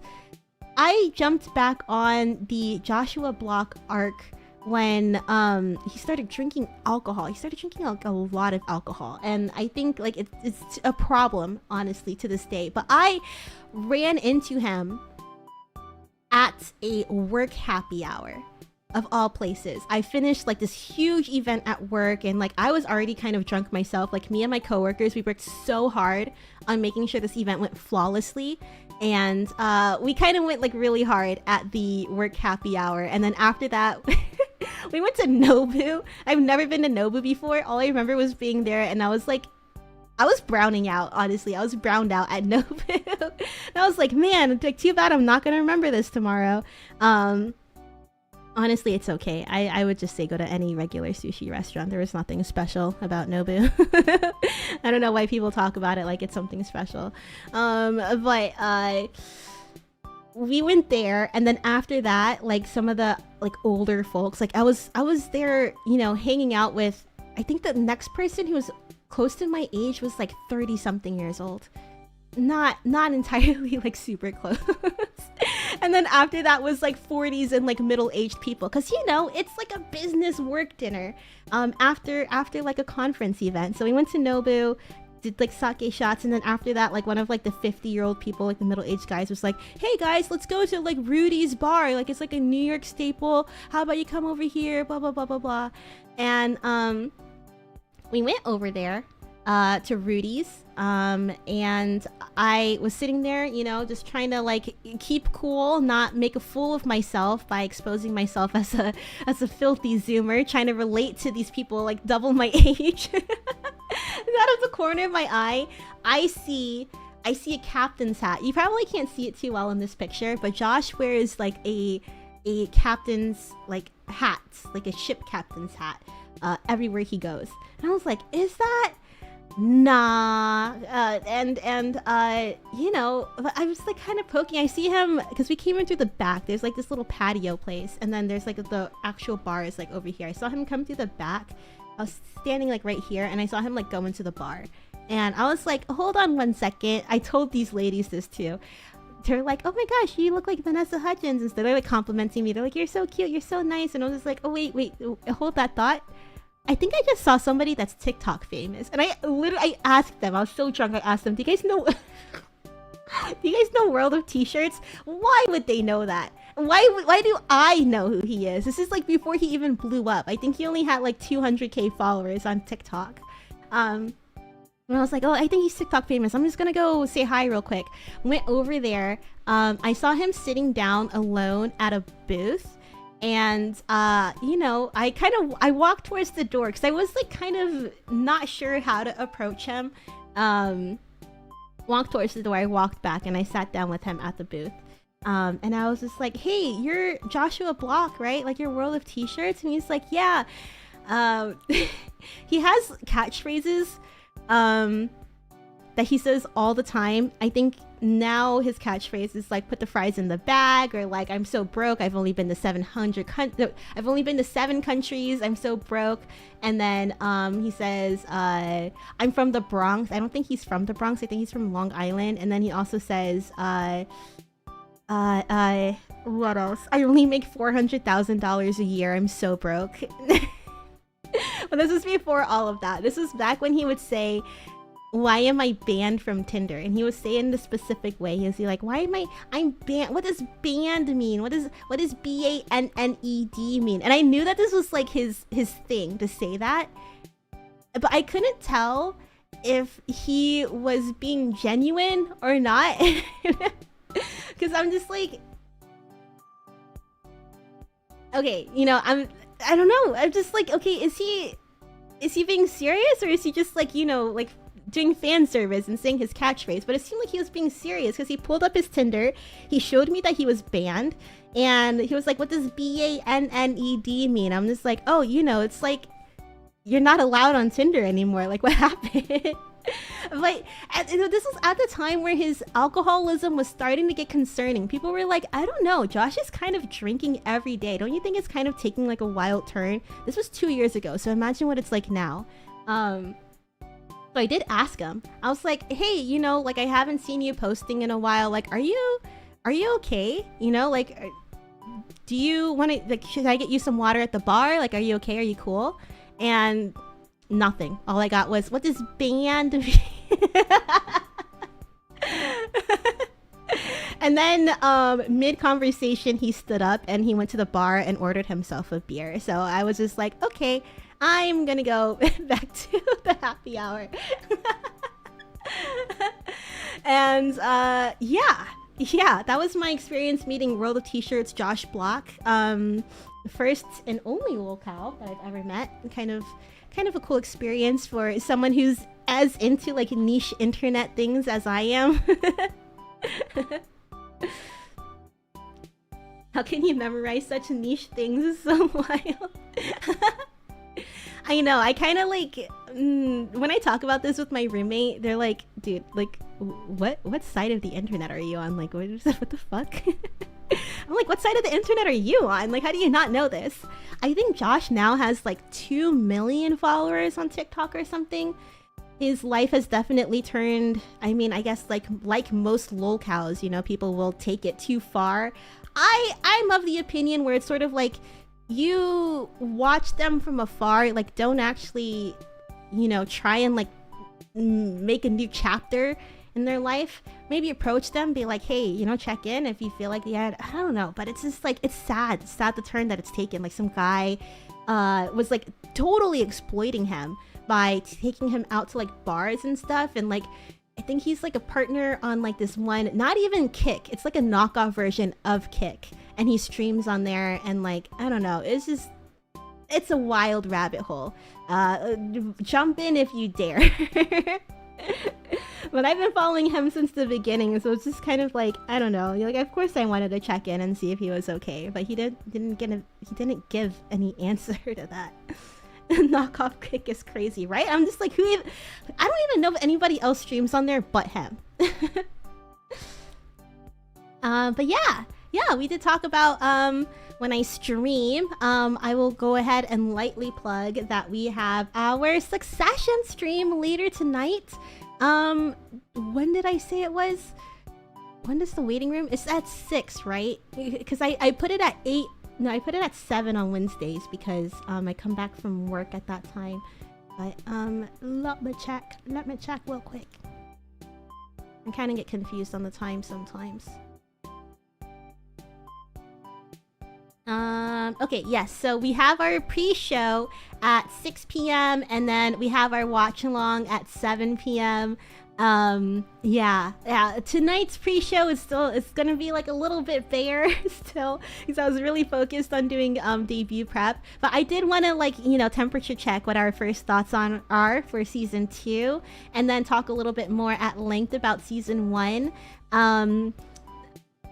Really not sure what I'm going to talk about, but you know, I can yap about this show forever, so this is probably going to be like another scatterbrained season recap, and hopefully coming into next week it'll be a little bit more you know, a little bit more put together, because I want to do, I keep saying this, I want to do like a voting thing so we could see like whose stock is up and whose stock is down. I definitely think after season 1 Kendall's stock down, but we saw in the last 2 episodes, in the opener for season 2, Shiv's stock is going up. She's in line to take the throne, at least according to Dad.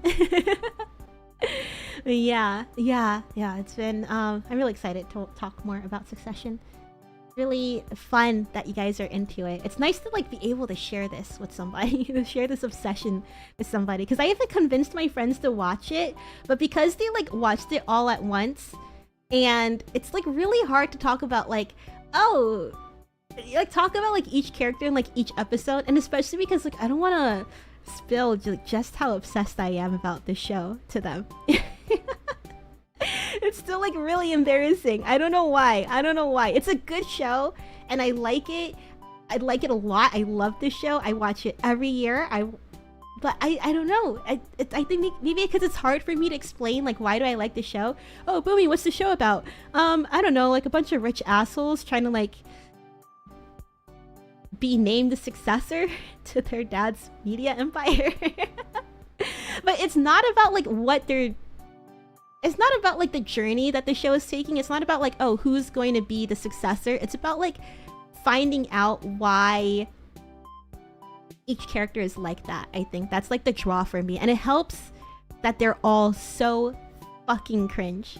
I realized this as I was putting together the slides not yesterday, but like Thursday too, where I was like, wait, all of them are like really cringe. Like they're actually and I was like rewatching some clips. I do this like every time after we're done with our Succession watch along. I go back and I like look at some clips that are gonna happen in the future and be like, oh yeah, I can't wait to get to this part with chat.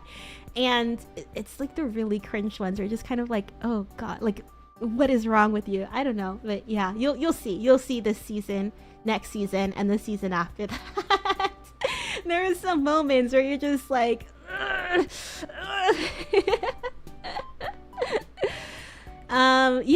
yeah, I also talked about my goals during my 1.0, but really I don't know. Of course, basically my main goal is just to have fun, right? That's like the real reason that I'm here. Have fun with my friends. Beyond that, like I'm just really happy. Like of course it'd be cool to do like a 3D concert, and I think more on me to like release more videos and stuff. I know it's gonna be like a lot of hard work, but during this whole like debut prep process especially, I've been I don't know, I've been reminded like how fun it is to make videos, because before it was kind of like, I guess you could say stressful. It was kind of like stressful because it's kind of, you're really like thinking about like the algorithm and all of that, and I wasn't making videos because I had something to say. I was making videos because I wanted to grow, I guess, which is like, you know, perfect fine, but it definitely took the fun out of it for a little bit. But as I was like making like the sketches, like the shorts for this one, and I have more shorts coming out too, but as I was making the shorts for this one, I was like, wait a second, like, you know, it doesn't have to be one or the other. Like if I spend a little bit more time on it, I could probably find ways to fulfill both of those 6, 7 I could find ways to fulfill both of those desires. Of course I want to do 10k subs. I don't know if that's like ambitious or not.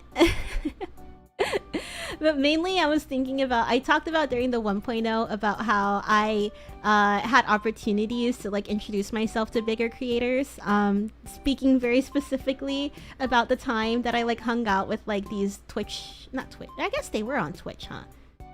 Like these Twitch people, like all night, really, like literally until 3, 4, 5, 6 o'clock in the morning when I was in Tokyo. Me and my brother, we hung out with Tokyo Sims, and then there's like 2 other like Twitch streamers that were hanging out with them. And then there was we met Mizkiff too for like 30 seconds, but he left early. There's actually some tea that I wasn't privy to, but I don't think it's my place to say it on stream. But he left, so we didn't get to like stay around him for too long. But like the entire time, like I was talking to like one of the people from Tokyo Sims, and we were mostly talking about life, but like he blew up in like 1 year, you know, and I really wanted to like pick their brain about content. Like one incident that stuck out to me in particular was that they were packing up. They were like already done for the night because, you know, there was a lot of people crowding around us. They got a lot of footage for that night, a lot of material. They were already packing up, but they saw this guy wearing like this super crazy outfit, and it was like Shibuya, maybe like it wasn't even that late, maybe like 10:30 or something, but they saw this guy wearing a really crazy outfit. They're like, oh my god, we have to go and record this guy, and we have to like interview him and stuff. And I remember like thinking, like, if it was me, I would have been like, oh man, like too bad we already packed up, you know, like once I'm done. But they unpacked everything and they went up to the guy. They're like, hey, you want to be interviewed? And not only is like the interview, they don't do it in one take, right? If they see an opportunity for them to like make it funnier, they'll be like, okay, yeah, so maybe you could say this in like this way instead, or maybe you could like react and look at me like this instead. I wouldn't say it's like fully scripted, but it's like kind of like, you know, like reality TV, right? You have a situation, and if there's an opportunity to make that situation better, you can do that. If that makes sense. So they'll be like, okay, you know, you messed up at this part. How about you like reintroduce yourself to me, and like, you know, maybe when you do it, you could like do a little joke or something like that. But yeah, it was really interesting to see that kind of TikTok content, like regular street interview TikTok content in real life, and like how it actually plays out. So I remember thinking like, man, if I wasn't like so embarrassed. I would have loved to be like, you know, just asking them about like the lessons that they learned, or like, you know, the discipline, maybe overcoming the second thoughts, and just like how they see the opportunities to like pull content out of people, or not just out of people, but like also themselves, because they have to react to what people are saying too, you know.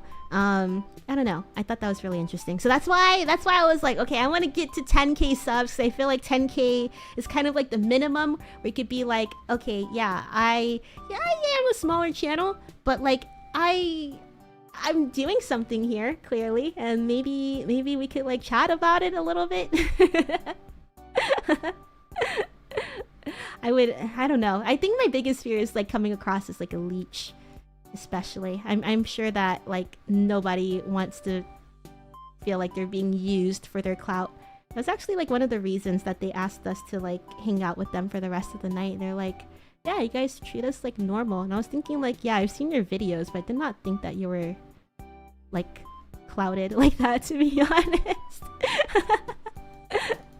It was really interesting to like, especially now, because I gave them a follow after we hung out, so it's really interesting to see people I guess kind of fangirling, because they have like TikTok edits too, which is kind of crazy. Like, I guess not just fangirling over them though, but seeing like a fandom built around their content in a way. When I've seen their content before and I knew that they were content creators, but like I never like introducing myself and like, you know, hanging out with them. It's like I didn't think of them in that way, if that makes sense. So it's kind of odd. I've never had that experience before where like, oh, if I don't know how to explain it. Like how people can be perceived as... Okay, I think we're back. Are we back? Back? Question mark? I think we're back. I don't know. Okay, it's green. It's in the green again. Oh my god. Okay, I guess my internet kind of is a little funky. Let me know if you can hear me, but I think we're back. It looks like we're okay. But yeah, I've been using the love letter a lot, and I figured you'll see it when I release my first vlog. I have one in the works right now. You'll see when I release my first vlog, and maybe then I can give you guys a little bit more context for why this is our Oshi mark. But yeah, I don't know. I feel like every stream is kind of like a letter, like a delivery to you. Everything that I do is like a delivery to you in a good way, like a love letter to you, and a love letter to life in general. I love that little zest of life. So that's kind of the reason that I picked it. I'll go into more detail when I release that first vlog. I think that'll be a better time to talk about it. Yeah, if you'd like to show your support, you have 2 Oshi marks now to choose from or to combine. Oh man, I wanted to come up with a new hashtag too. Oh man, I didn't even come up with ideas.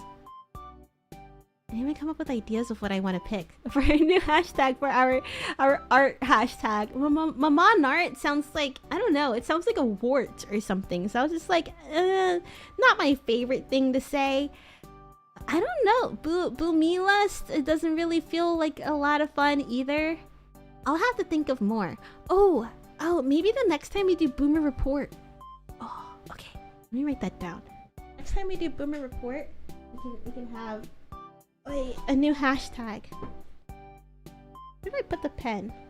I just had it. I had it in my hands and I was going like this with it and now it's gone. Oh, I found it.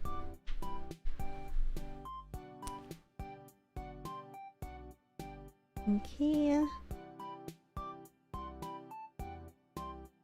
Okay. And then this is gonna be Boomi art hashtag for Boomer Report. Okay. Yeah, I'll come up with like some 3 ideas. And if you have any ideas, feel free to give them to me in the Discord. Discord. Dude, am I even back? I don't even see the chat updating. Oy. Oy, oy, oy.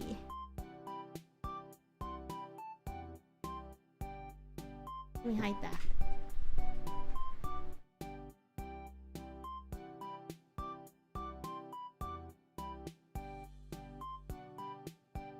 Are we back? Oh, okay, so we are back. It's just not updating on my end. Alright, it's okay. I have the stream pulled up elsewhere. Okay, cool.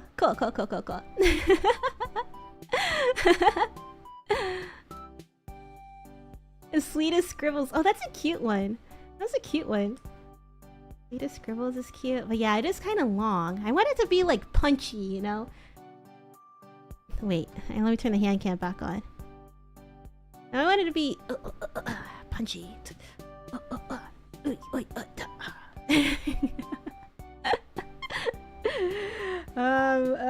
It's okay. I'll if you have any ideas, send them into the Discord. Just be like, hey, art hashtag, and then I'll set a reminder for myself to check Discord for hashtags. And I'm thinking that depends on how my week goes so far, but I'm thinking maybe on Sunday, either this upcoming Sunday or maybe this upcoming Sunday could be nice. I don't know. It is gonna be was it Labor Day? don't know, holiday. It's gonna be a 3-day weekend this weekend, so I have to figure out what my plan is. So it might be this upcoming Sunday or next Sunday where we'll do our Boomer report, and then I will do a hashtag poll. So yeah. You know what? I'll say this Sunday. Let's commit to it. Oh, dude, my nail. You see it? You see it? It's so low. It's because it broke. It broke. I gotta take the gel nail polish off too. I cut it yesterday. I was just like, dude, this is... my nails are too long and they're getting too, like, wibbly wobbly. Anyways, yeah, we have a fan club, by the way. I finally updated the names from Weeaboom. We have 3 tiers. We have the gold Weeaboom, the silver Weeaboom, and the bronze Weeaboom. So that's the three tiers. I don't have much else to say about it right now. but now that it's set, you know, like every idol, you know, every idol needs to have their fan club. So yeah, you could join the Weeaboom fan club by getting a membership to my channel. You'll get access to these emotes. You also get access to the Boomi Lounge, which honestly, I'll be honest, I feel like our perks aren't really, like, you know, too perky right now. I am working on it. So if there's any tier to subscribe to, I would say, hey, just do bronze Weeaboom, man. You'll get the general benefits out of that. General benefits of emotes and hopeful members only streams. When I upload videos too, I'm gonna make those members first. But you know, I'm focusing on building like our core boomer first, and then focusing on making the Weeabooms. Weeabooms is kind of supplementary. That makes sense. I don't know. Is that okay for me to say? I don't know. I don't have PR training. I just want to make sure that you guys have it's worth it. It's worth it, you know. Early access will have something one day.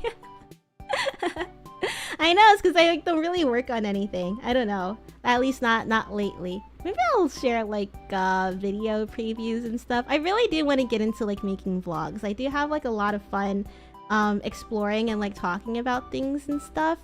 So yeah. Thanks for stopping by, Dennis. Thank you so much for hanging out.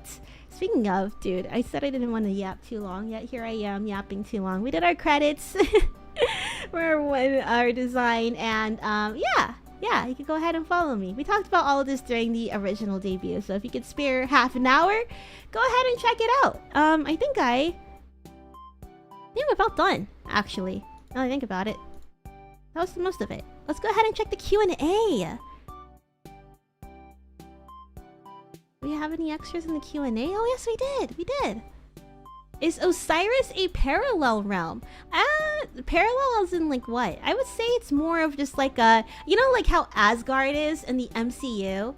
I would say it's kind of like that. It's just kind of like floating thing, another realm, another space, just existing simultaneously to your world, but not quite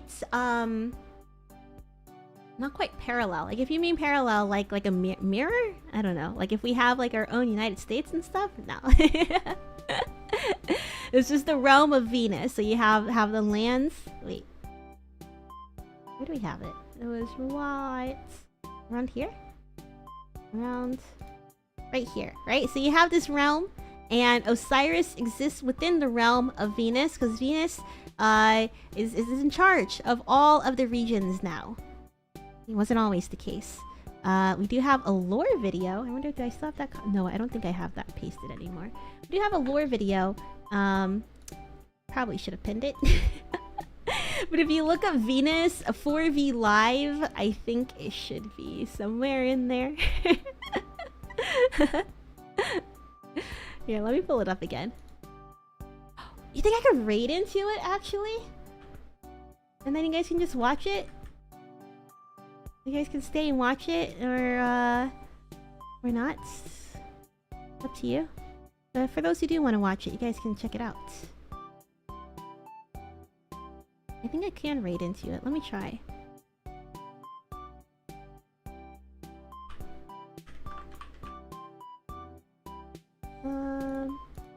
Let me see if it'll come up. I don't know. Does it have to be like a video premiere? Can you just read into like any random video?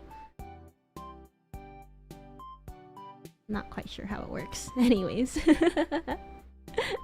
Am I into books? What kind do you like to read? I was actually really into reading when I would say up until high school. When they made like reading mandatory over the summer, I remember the exact book that killed my passion for reading, and it was Life of Pi.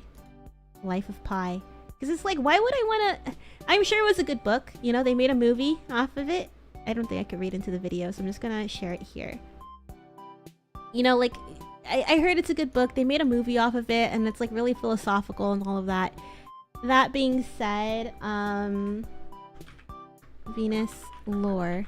That being said, I didn't want to spend my entire summer reading a book about a kid being stranded in the middle of the ocean and potentially hallucinating his best friend, a tiger, talking to him and stuff. What was the tiger's name? Like John or something? I don't know. He had like a normal guy name, right? And it's just like, I don't know. It's summertime. It's bright and sunny outside, and I just like really...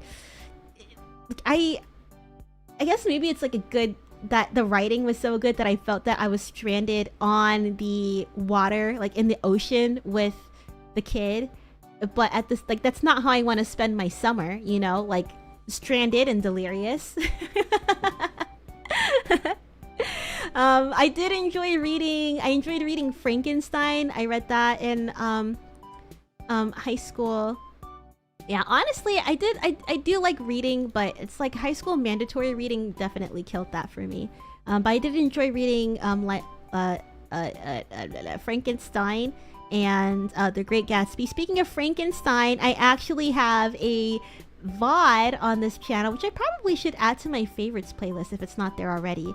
But it's the story of Mary Shelley. I wandered into the New York Public Library one year, and they had a whole exhibit on Mary Shelley in their treasures section. So I saw like a lock of her hair and like these letters, and I was like, dude, what is up with this? Like, like there's got to be some interesting story behind there. So I looked into it, and there was an interesting story behind there. So if you're interested, check out that VOD. But yeah, what else did I like reading? I liked reading Great Gatsby because it felt like watching The Real Housewives. It was like very vapid, so I enjoyed that part. I haven't been reading books in a while. There's actually, like, I want to read on the subway and stuff, and I have like my light novels that I brought from home. I have like Haruhi, and I have like the Death Note, like what is it? The BB murder cases or whatever. I haven't like been good at reading them. I don't know. I'm definitely more of like a scroller, sadly. What part stressed you out the most? And what part stressed me out the least for the debut? I would say what stressed me out the most was the slides, these PowerPoint slides, trying to condense everything that I wanted to talk about. And like, not only that, but figuring out what I wanted to talk about, because they're like, you know, it should be a commercial for your content, and like, you know, like at a glance, like, who are you? But I'm like, I'm not a very at a glance person. I want to talk about everything, anything and everything, and especially I want to give context on everything, because I just don't want to be like misunderstood, I guess. I don't know. And just like the pressure of that being like, okay, if somebody comes to my channel and they're gonna be like, okay, who's Boomi all about? That's the video that they're gonna watch. And like, how do I sell myself? And like, do I want to include some things? And like, I don't know, but I was like really weary about including the stuff about the lolcows, but at the same time, I do think that that's like part of my interest too. Like, I do think that like a lolcow as a concept of a fandom is a little bit mean-spirited, but I mean, I think it really depends on like how you engage with it, right? Can I wait. I noticed that the chat isn't updating on there. I engage with it as like morbid curiosity, which, I mean, I don't know, I guess there's an argument to be made that like no matter what, consuming lolcow content is unethical, but like, I mean, then again, that's also kind of fun to think about. What is the ethicality of like AP lolcal. Please write a DBQ to debate the ethicality of consuming lolcal content. But I can't help it. I like what I like, okay? Alright?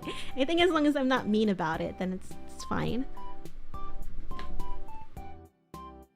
Nothing kills enthusiasm like homework. Right? Especially reading, and especially over the summer. It's supposed to be my summer vacation. I think if the book, and like Life of Pi was like pretty thick. It was a thickie too. And you're just there on the ocean the entire time. I think it's like too it's not philosophical, like mental, I guess, like psychological to be reading over the summer. Because, you know, you're just gonna half-ass it. I think I didn't even finish it. I think that was like the first book that I'm like, okay, I'm gonna Spark Notes this. And then, you know, once you break that Spark Notes hymen, you like, couldn't think of another word. But you're like, you know, you're gonna be like, wow, this is kind of great. And I did kind of like skip through some other books too, because Spark Notes. Gatsby was my favorite book I read in school. It's so dramatic, isn't it? It's so juicy. I love Gatsby.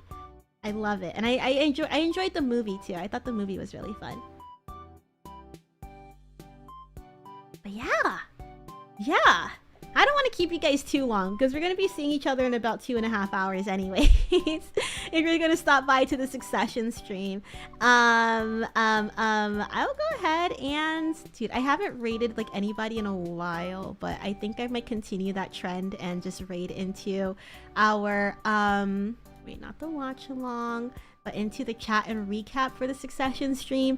Next week, now that debut is over, we'll go ahead and raid people and, like, you know, interact with other VTubers again. But for now,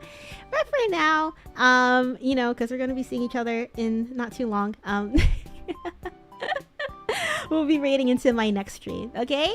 Yeah, that's really... Wait, the least... Wait, okay, wait. Let me go back and answer those questions. I realized I didn't do a good job at answering it. Most stressful part was getting my presentation together, figuring out what I wanted to say, how I wanted to say it, and if I should say it at all.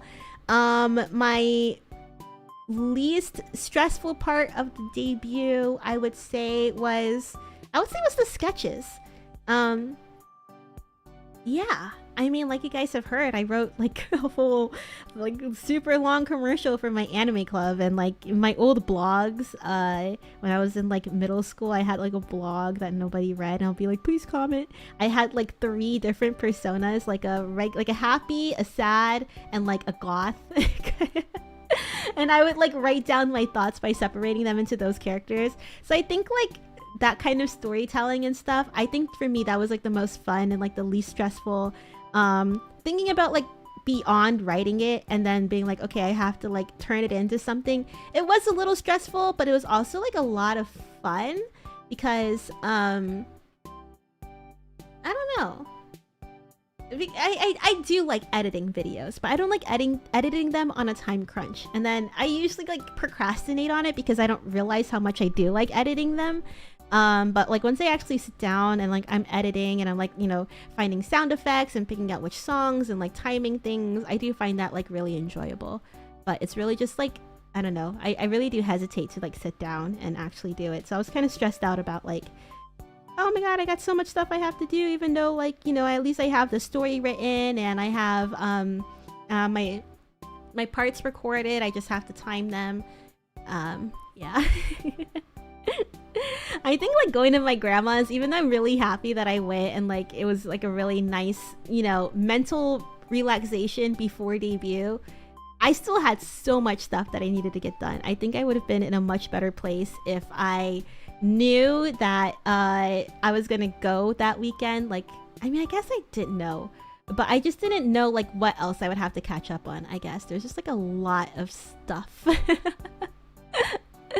that I thought I had under control and that I thought I had time to do, but you know, like 2 weeks out, it's just kind of like, oh shit, man. Did I spend my time as wisely as I thought I did? Did I pace myself as well as I think I did? Not really.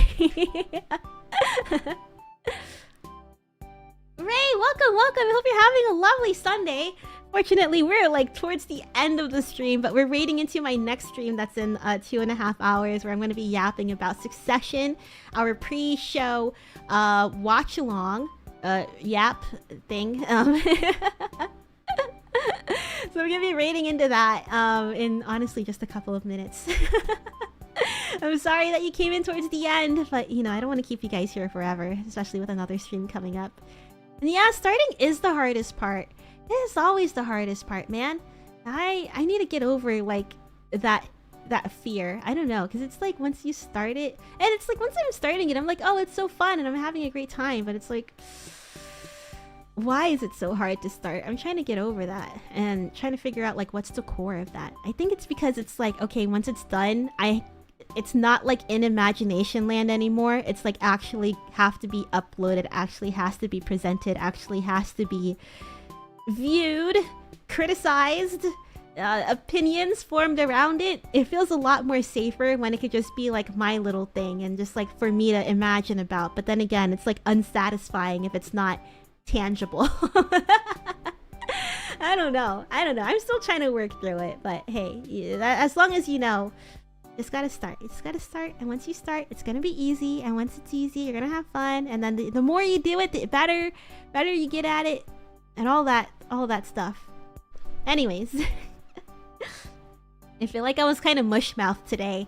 It still felt like there's so many things that I wanted to talk about, but like, you know, trying to reel it in and everything. But you know me, we'll have plenty of opportunities to yap, because that's what I do here on stream. If you've been sitting down for as long as I have, make sure you give your body a nice big stretch. Don't forget to stay hydrated. Don't drink the I said I was gonna finish drinking this coffee, the rest of my cup. I did not. Should I do one before we go? Shots. Can I get a chug? In my sorority, there's this thing where your senpais, right, based on the time that you joined the cult, your senpais they have a magic word where they're just like, hey, here's a drink, magic word, now you have to drink it because you're my kohai, and my kohai, you respect me, right? I think as time went by, you're kind of like, okay, you know, this is kind of like muddy waters, but hey, it was a very respectful experience. If you were just like, no, I can't do it, I'm not gonna do it, they would respect you. That's how you know you have a good senpai. But as like a fun thing, hey Boomi, hey, you should drink this, you respect me, right? Kohai, yes senpai. I was so bad. I wanted to drink more, but I was just like, ew, it tastes so disgusting. So I'll tell kohais to tell me the magic word. I'll be like, no, it's okay. You'll never get the opportunity to like do this to like your senpai. So like do this to That's how I knew. It was a night out. Anyways.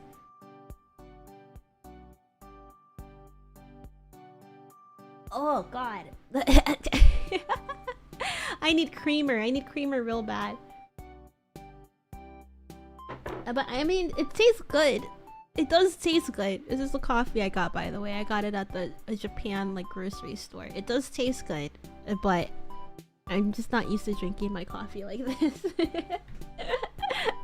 I have a sweet tooth. I just hate hard deadlines being rushed, right? I like to like, especially because I like to tie up all my details too. I will watch something like 5 times over and think of like, okay, how can I fill up like everything? I want it to be perfect. I'm very much a perfectionist, which I've been told by staff. Like, Boomi, you gotta stop letting that like hinder you. But yeah. But hey, that's why you have a team, right? That's why you have a team of friends who could tell you like, hey, this is kind of getting in the way of you accomplishing your goals. You have goals you want to accomplish, right? Well, lock in and get over it. But they said that nicely.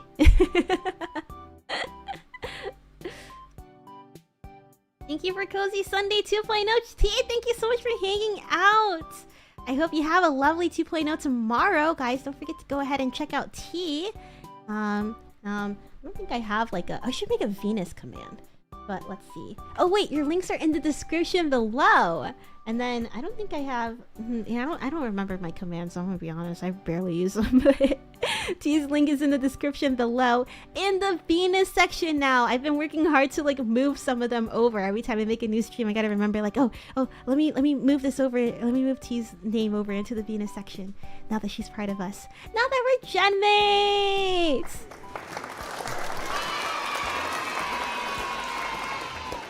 Astra has a whole country. Yeah, you didn't know that? It's kind of funny. Astra, and then Nay is from Astra, who is also a wolf. Anyways, yeah, if you've been sitting down for as long as I have, make sure you give your body a nice big stretch. Don't forget to stay hydrated. And last but not least, treat yourself to something special today. Like coming to our Succession stream that we're gonna read into right now. I'll see you guys in about 2.5 hours. Where we'll yap about Succession, my favorite show, for about 1 hour. And I'll talk more about this slide. I'll talk more about this slide. Wait, you guys can't even say. Wait. This slide. And we'll recap the first 2 episodes of season 2. Yeah. I already treated myself to tuning into the last minutes of Boomi's stream. What a wonderful treat. I can't think of any treat that's better than that. Than some boomer time. And yeah, and then after that we'll be watching episodes 3 and 4 of Succession, so that'll be in the Discord. Until next time, take care. Bye.